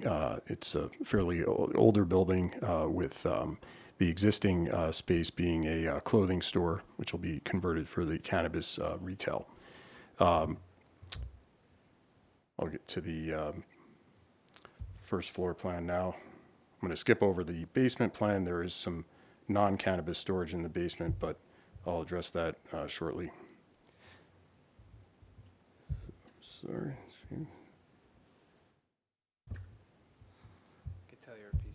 I'm a PC guy, 14 hours a day, but unfortunately Macs are, so I apologize for this, guys. You trying to go to the next page? Yeah, just get that one. Oh, there, it's down there. Sorry, my apologies. Yes, okay. So, yeah, skipping over the basement now. Sorry.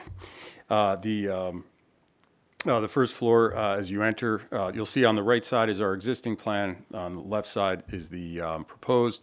The existing is basically an open floor retail clothing store existing. The means of egress from the upper stories is in the back, as well as one restroom and another stair which goes on the left side, which goes down to the basement.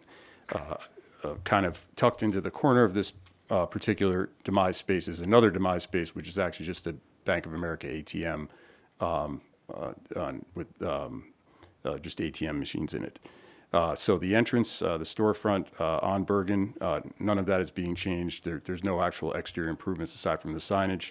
But to take you through the plan, on the left side, you'll see the entry vestibule, which is a secure vestibule, which also has some seating. The security guard will be there, and there's very good sight lines to the corner intersection, which is great for security as well. And then as you enter the space, the main retail space, which you see in this area, this is where the kiosks are for display. Personnel from the store will be able to assist customers in purchasing product there, and then they move on to a really nice checkout area that we've designed, and it's a bit larger than the average retail cannabis, which is also going to be very nice. Then in the back of the space, there's a wall that divides the back of house operations as well as the vault, and also a secondary exit. The size of this retail space, mercantile occupancy, it requires 2 means of egress, so we're complying with all that. Of course, that's on the building code side, not really planning, but it is important to address even at this stage of design. And then moving on to the elevations. As I mentioned, there are really no changes to the physical construction of the exterior aside from signage. This is the existing elevation, which you might recognize from just driving by this intersection, an existing clothing store. There's a 24-hour fitness to the left side of the building. I believe that's now vacant, but at the time when we designed it was still there. And then the B of A, which we did not include their signage, is proprietary, but it's that little red sign in the middle.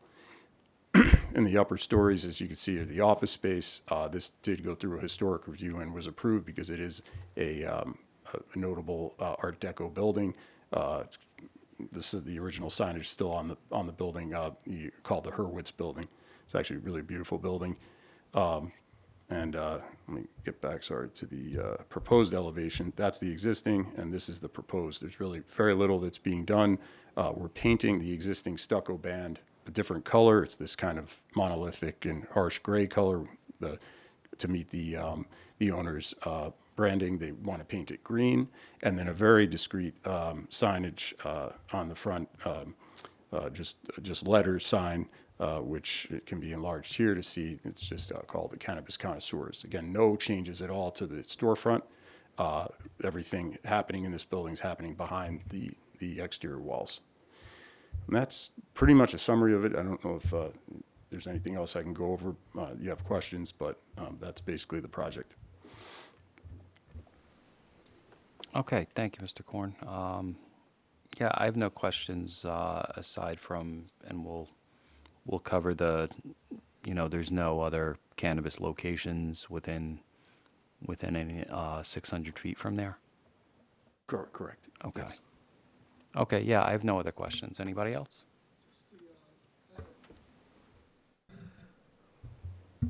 We're not looking at signages for now on that, or is it gonna be using the same Petty Grill sign, that size sign that you're gonna be putting up for your business? No, it's nowhere near that. That's a quite massive sign. Yeah. And you can kind of see it in that photo. I'll try to zoom in for you. we're proposing something, and it's just in line with the kind of high-end branding that the client has in mind. This is really going to be a beautiful store, finishes and everything inside, to kind of meet the demand of the neighborhood.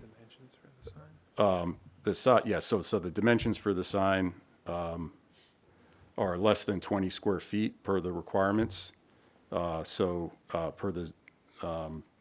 you'll conform with the ordinance? Yeah, we'll conform with the ordinance, and it'll be, as you can see, it's just a much smaller, the idea is to be very kind of minimalist and discreet. And then Yes, the sir. next thing I have to just wonder, and it's most of the businesses that come to us, you have just one in and out from the front of the building. Is there going to be a divider there, one door for going in, one door for going out? Most of the stuff that comes to us has a separate door for people to go in and separate for the people that are leaving. Yeah. There are separate doors within the space to access the secure vestibule, but to go in and out from the front, You only have the one. we have just this one, yeah. There is, of course, also, because it's a large retail space, there is a second means of egress, but that is not the formal entrance. That's just for fire, life safety. All right, that's a. Okay, anybody else? Any questions? I have a question. How big is the store size? The first floor is approximately 4,300 square feet. 1,400. But not all of that is the sales floor, as I showed earlier. A large part of it is back of house, the vault, the fact that this is an office building above. There's also stairway, so much of that is dedicated to support area.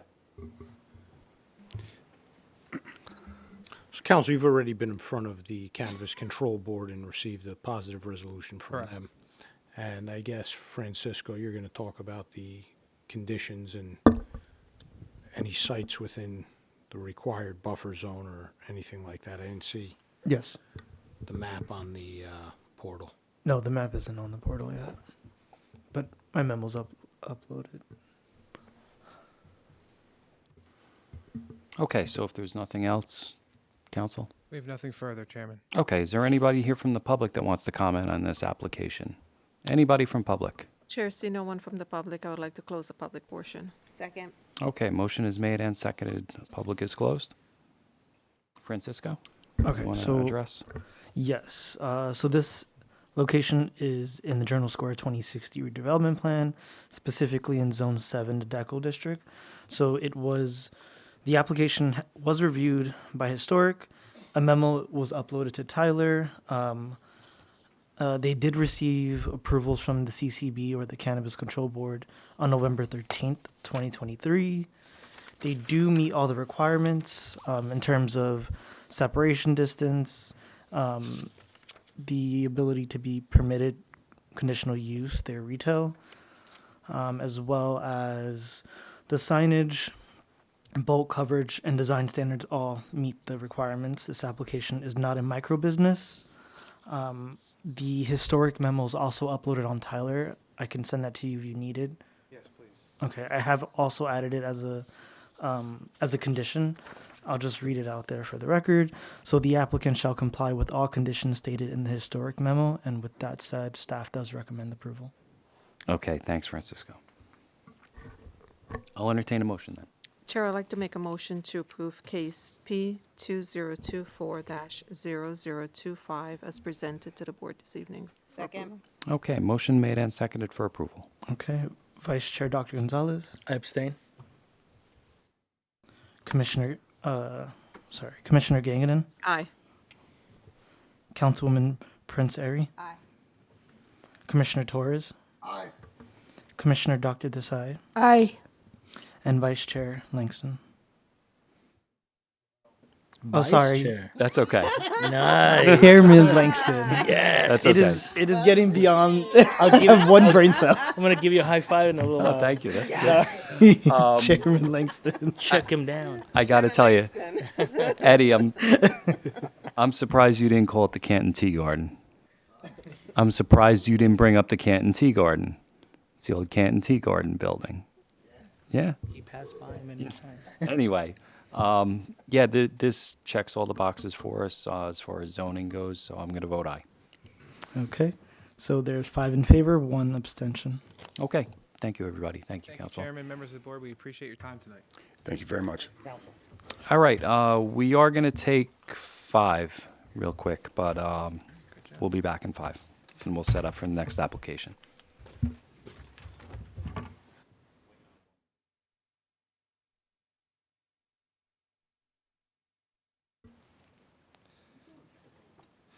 Very well, Counselor. Thank you. You can hear me okay.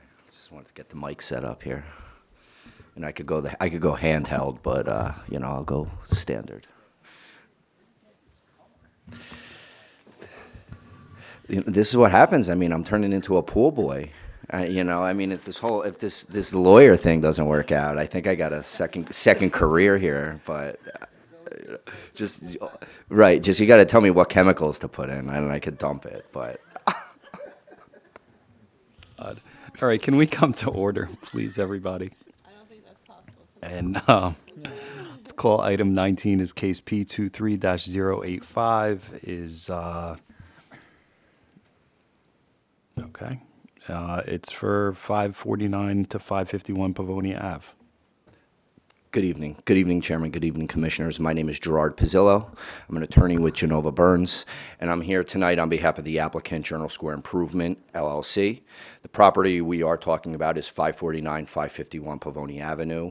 It's block 9606, lots 41 and 42, in Zone 4A of the Journal Square redevelopment area and governed by the standards of the plan of the same name. The application is for a preliminary and final major site plan.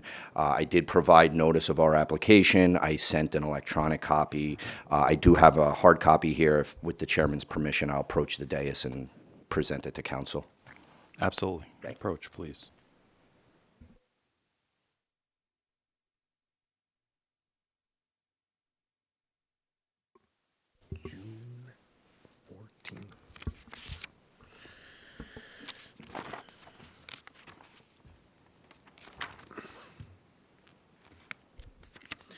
Chairman, I received the affidavit of publication proof of mailing. It does appear to be the same affidavit and proof of mailing that was submitted electronically with the application. It does appear to be in order. We're going to mark it as A1 for purposes of the record. Thank you, Counselor. And thank you, Commissioners. As I said, this property is 549-551 Pavonia Avenue. There's a long history to the project here. I won't go through all of it. We did appear before this board in November of 2023. At that time, the application before you was for a preliminary and final major site plan with a C deviation for relief from the rear yard setback.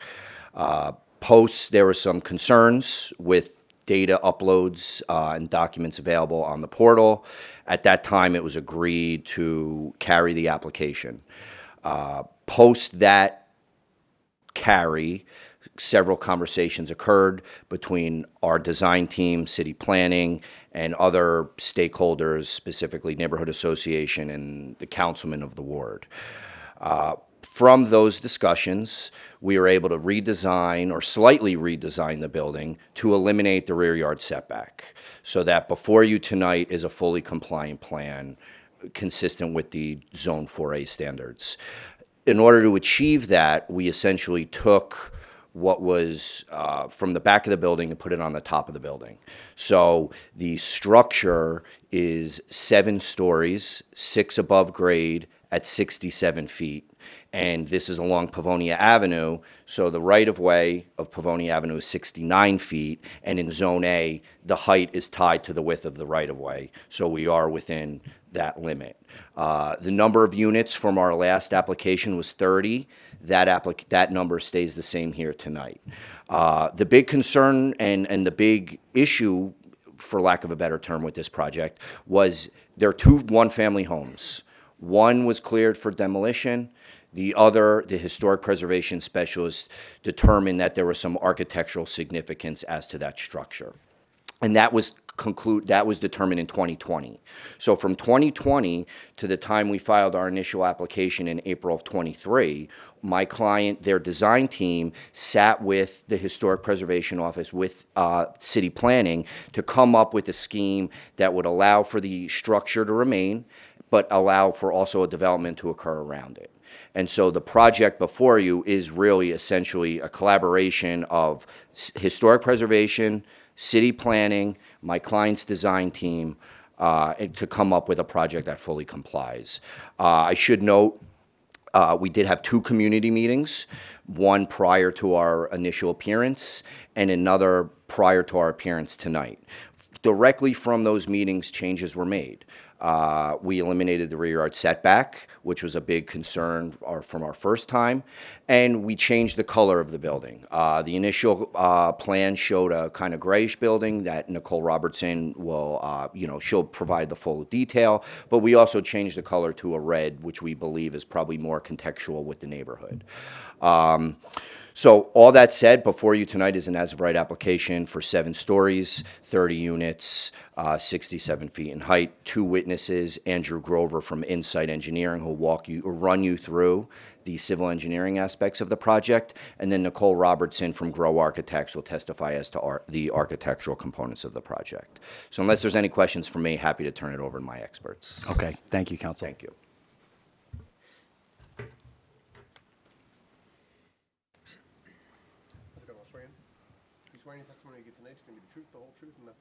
I do. Andrew, last name's Grover, Grover. Mr. Grover, good evening. I don't know if we've qualified you in the past, have we? Well, virtually, I think you have. Okay. Especially at the meeting back in November, but. I know. Not- Okay. not, So in virtual person, so- counts. Okay. So your license is current tonight in the My state of New license is Jersey? current in the state of New Jersey. Okay, and thank you. You're practicing civil qualified. engineer. Thank you. So, Andrew, you're the civil engineer of this project. If you could please just walk the board through or jog the board through some of the civil engineering highlights of this project, please. Definitely. You summarized it very well in the beginning, but so I might repeat a lot of what you just said, but it's fine. What I have here on the board is what you got. Everyone has this set of plans. These were the plans that were uploaded, so I'm just going through the site plans set that was revised on February 12th, 2024. The site before you tonight is 549, 551 Pravona Avenue, block 9606, lots 41 and 42. The property has an area of 0.16 acres, roughly 6,743 square feet. Has a lot frontage along Pravonia, about 49 feet. It is within the Journal Square redevelopment plan, specifically the Zone 4A Community Mixed Use Zone. And again, we're here tonight just for a preliminary final site plan approval. I'm going to go to sheet C200, which is the existing condition plan. Currently, the property has 2 homes on it, as was pointed out. One was approved for demolition, 549 Pravonia, but the other property wanted to maintain the facade of the front facade of 551 Pravonia. We're here tonight. We're proposing to construct a 7-story building, 6 stories above, 1 story with basement. The height is 67 feet, 10 inches. And we're looking to maintain the front facade of 551 Pravonia. The breakdown, there's 30 dwelling units. The breakdown is 6 studio units, 19 one-bedroom units, and 5 two-bedroom units. And what I want to talk about, the height requirement for the specific zone we're in complies with the street right-of-way width. Pravonia right-of-way width at that area is 69 feet. Building height is 67.10 inches, which complies. The architect will go into further detail into the building itself. I do want to point out, going on to sheet C400, which is our site plan. Sorry. C300, I apologize, the site layout plan. What I want to just point out is that we're proposing one street tree where two trees are recommended. We're actually requesting a waiver for the second tree due to there's an existing pole in the midpoint of the property right away, and per city forestry standards, required new street trees to be a minimum of 15 feet from the utility poles. Doing that will impact on the adjacent property. There's a parking lot. It will impact the site triangle of people exiting that existing parking lot that's adjacent to the site. In addition, majority of the proposed utilities will be in that area, so we're asking for a waiver on that second street tree. All the utilities are along Pavonia Avenue. We're going to be tying into all the existing mains. We did receive Jersey City MUA letter. We're working with them to address all their comments. In addition, stormwater. The project does not trigger any New Jersey DEP stormwater requirements because it's not considered a major development as far as stormwater goes. It's less than 1 acre of disturbance and less than a quarter acre of net increase in impervious area. However, we do meet the requirements for the Jersey City stormwater ordinance as we're considered a minor development.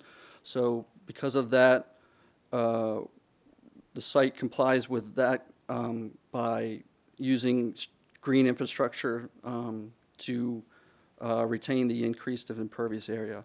We're increasing the impervious area about 1,570 square feet. So we're treating this with a green infrastructure technology by using permeable pavers for the private patios in the rear, which is located in the back here. We did receive a letter from Jersey City Department of Engineering dated October 20th of 2023. We reviewed all their comments and we will comply with all their conditions. That's my engineering testimony. I have no further questions for this witness. Okay, Happy to thank you, answer. Mr. Grover. I have no questions. Anybody else? All right, thank you. Thank you. My next witness would be, and final witness would be Nicole Robertson from Grow Architects. Hi, good evening. Good evening. Yes. You swear any testimony you give tonight is going to be the truth, the whole truth, and nothing but the truth? Yes, I do. For the record, can you spell your name? Nicole Robertson, N-I-C-O-L-E. You need the rest. O-H. Thank you. Ms. Robertson, good evening. We've qualified you in the past. Yes. Your license is current tonight? Yes, it is. Okay, thank you. You're qualified. Nicole, before you start, this is a presentation slide deck that I did upload or I did send to planning, and it was uploaded to the portal. Counselor, I don't know if you wanted call it A2, please. 40 sheets. Yes, I think, thank you. I think much of. Correct, Counselor. 40 sheets. Yes, 40 sheets. If you could just identify the ones that you're using if you're not using all 40. So in other words, just tell them what page you're on. If you're not going to go through 1 through 40, if you start at page 6, just tell me on page 6. Yeah, I think I may just go directly to the plans. Well, let's see. Because a lot of what is in the presentation has no need already to been stated. be redundant. Yeah. Let's go right to the architect, right to the pretty stuff. I'll just remind everyone and as has been stated, there are 2 existing single-family houses on the site, which are 2.5 stories. One of them, it was agreed would be demolished. The other, we're looking to restore the structure. Part of the structure is what was decided with working very closely with Historic. That would be 551 Pavonia, which is the currently clad in a green vinyl siding, which is covering a lot of the original details. It was, it's a Queen Anne style, vernacular style, single-family house constructed in 1910. So it was determined that this does have historic significance. So we've really looked to maintain and actually restore the front portion of the house in our proposed design. These are the existing buildings, which you'll recall. This is the demolition site plan, which shows the 549 building to be demolished, and the majority of 551 will also be demolished, but we are making a large effort to restore and incorporate the 551 house, the historic structure, into the design. And jumping right to it, our proposed design, as Gerard explained and Andrew also stated, we basically are eliminating the rear yard setback and increasing the height of the building by 1 story. And I think the other kind of major change to the design is that the portion which is shown in brick, the new construction is aligning now with the face of the adjacent senior housing project next door.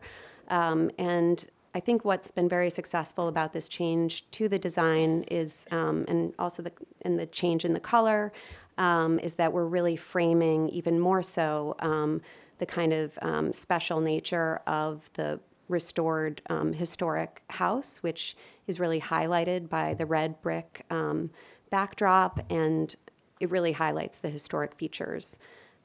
So this 3D view shows the overall design, which you can see is 5 stories, which aligns with the adjacent building to the east, and then steps back and frames the house. And then we have a kind of ramp. You know, all of these features remain as previously proposed. We set back at the 6th floor, and then we still have our roof deck at the upper level. This zoning tabulation just shows that we are in compliance with the zone. There are no variances now on the project.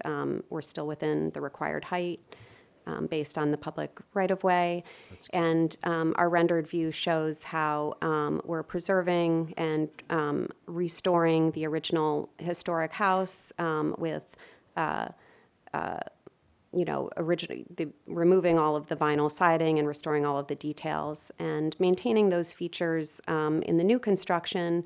You know, we're still utilizing a very detailed brick pattern that kind of echoes the angles of the gables, and the dentils that you see in the detail of the house are kind of replicated in the pattern of the brick in a kind of abstract way, but a way that, you know, I think really highlights the significance of the house itself.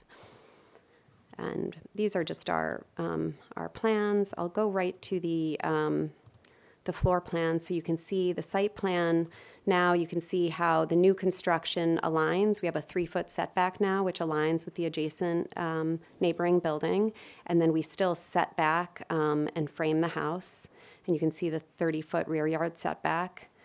In order to accomplish this, we did have to, actually I'll jump forward to here. Our trash plan actually remains the same. It comes out to the street.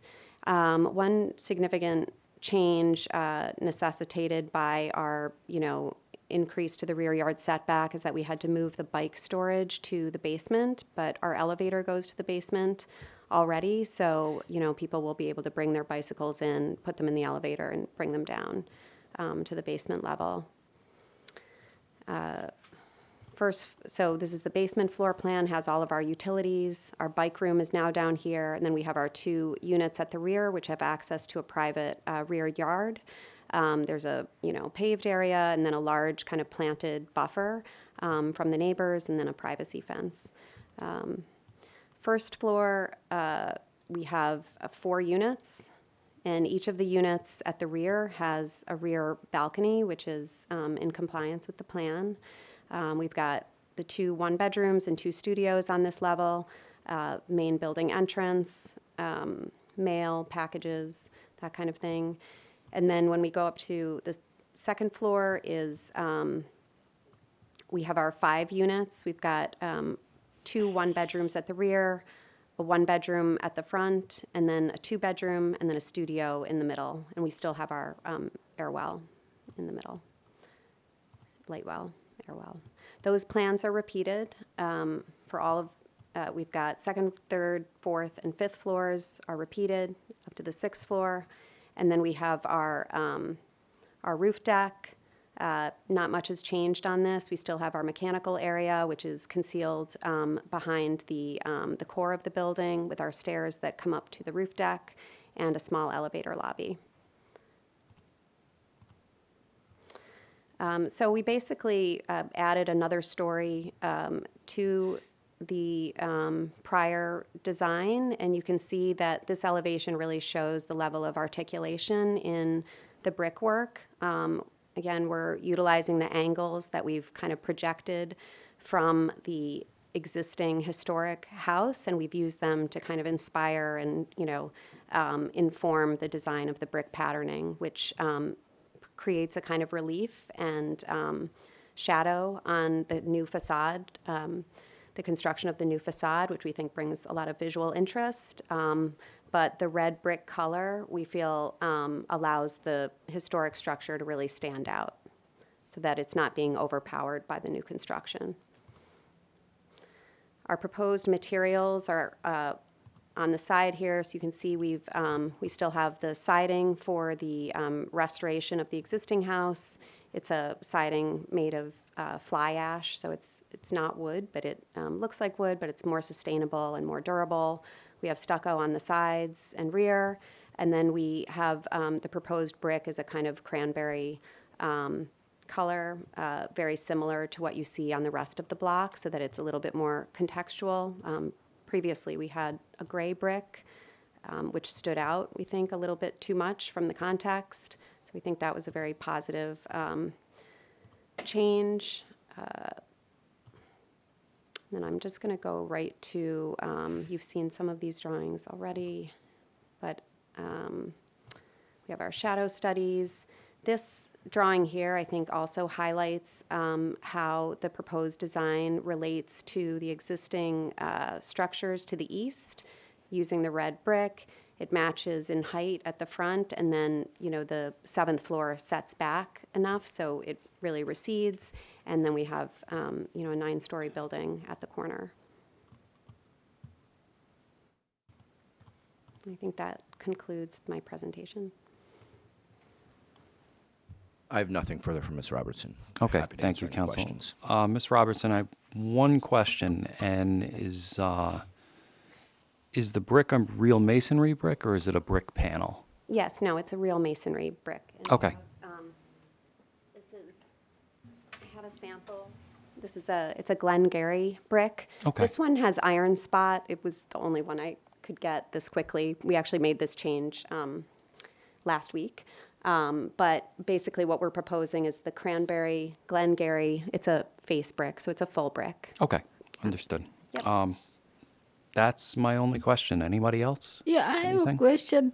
Why did you put that the old house, that thing in the front? It's a good question, Commissioner. We have to do that. That is what the historic preservation specialist determined, that was the historic portion, or the portion of the structure that contained historical integrity with regards to its architecture. So that was one of the reasons why this took so long to get where we're at today, is because of that front piece. And that is required as part of this project to move it forward. Okay. Yes. All right, anybody else? Any questions? All right, thank you, Ms. Robertson. We appreciate it. I have Counsel, no is that it? further witnesses. Happy to answer any other questions the board members may have. Okay, thank you. So at this time, let's open it up for public comment. Oh, If yeah. anybody's here from the public, please come on up. Mr. Chair, I see no public. I close. I move to Second. close. Okay, motion is made and seconded. Public is closed. I don't think you need a closing statement, do you, counsel?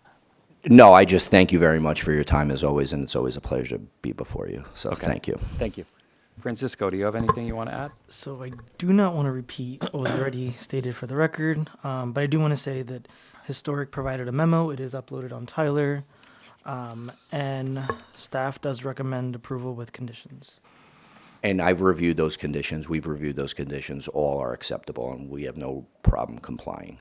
Okay, thank you, counsel. Mr. Chair, I'd like to make a motion to approve case P23-085 as presented to our board tonight. Second. Okay, motion made and seconded for approval. Vice Chair Dr. Gonzalez. Yeah, I like the way you guys did that historical, kept that. I don't think that we've seen that before. I really like it. So, yeah, I vote aye. Good luck. Okay. Commissioner Gangadin. Yeah, I actually, this is amazing in the way you integrated in preserving the certificate of the 551 Pavonia. Very good job. Very good presentation as well. Aye. Councilwoman Prince Uri. Aye. Commissioner Torres. You know, just like the other commissioner said, the idea of historic having that as preservation and then you taking it on, I commend the developer.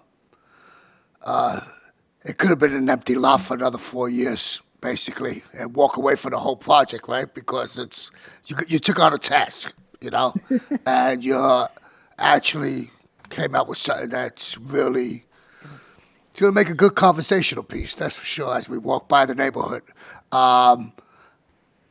I appreciate it. I want to just say my thanks to the developer for hanging in there for the last 4 years, going through whatever hoops you had to go through. With that, I'm going to vote a big aye, and I wish you the best, and I wish this comes true for you. Thank you. Commissioner Dr. Desai. Yeah, I think that was good idea, and you escaped you took other way around. I vote aye. And Chairman Langston. Yeah, I mean, it's an as-of-right project. I appreciate the applicant working with the community to make changes based on community comment. Again, it's as of right. It complies with all the zoning, and there's no detriment to the master plan, as well as the historic element meeting the Secretary of the Interior standards. So I'm going to vote aye. Motion carries. All in favor. Okay, thank you. Thank you, Chairman. Thank you, everybody. Commissioners. Enjoy the rest of your night. You too. All right, let's move on to memorialization of resolutions, please. Mr. Chair, I'd like to make a motion to memorialize the following resolutions. I have 7. Resolution number 1 of the Planning Board of the City of Jersey City, applicant Lakshmi Ma Academy, URE, LLC, for preliminary and final major site plan approval with deviations at 147 Academy Street, Block 12309, Lot 3.01, Jersey City, New Jersey, case number P2023-0064. Resolution number 2 of the Planning Board of the City of Jersey City, applicant is GND JC Holdings LLC for a preliminary and final major site plan approval with 385 to 387 Communipaw Avenue, Jersey City, New Jersey, Block 20102, lots 36 and 37, case number P22-129. Resolution number 3 of the Planning Board of the City of Jersey City, applicant is 29-31 Courthouse Place, LLC, for a preliminary and final major site plan approval with C variances at 829 Bergen Ave, Jersey City, New Jersey, Block 13302, Lot 22, case number P23-076. Fourth resolution of the Planning Board of the City of Jersey City, applicant is SSB Goler LLC for a minor subdivision at 150 Vroom Street, Jersey City, New Jersey, Block 12107, lots 27 and 28, case number P2024-0013. Resolution number 5 of the Planning Board of the City of Jersey City, finding the proposed amendments to the Journal Square 2060 redevelopment plan are consistent with the City of Jersey City master plan, and recommending to the Municipal Council of the City of Jersey City that said amendment be adopted with revisions. Case number on that was P2023-0068. Resolution number 6 of the Planning Board of the City of Jersey City, applicant is at 27-29 Fayette Avenue, and this, applicant is 27-29 Fayette LLC for a preliminary and final major site plan approval at 27 to 29 Fayette Avenue, Jersey City, New Jersey, Block 9202, Lot 4.01, case number P2024-0002. And the final resolution, number 7, resolution of the Planning Board of the City of Jersey City, is granting minor site plan approval. Applicant is 511 Palisade Avenue Project, LLC, for a minor site plan approval at 511 Palisade Avenue, Jersey City, New Jersey, Block 2305, Lot 44, case number P2023-0105. Second. Okay, we have a motion and a second. Roll call, please, Cam. Vice Chair Dr. Gonzalez. Aye. Commissioner Gongdon. Councilwoman Prinzary. Commissioner Torres. Commissioner Dr. Desai. And Chairman Langston. Aye.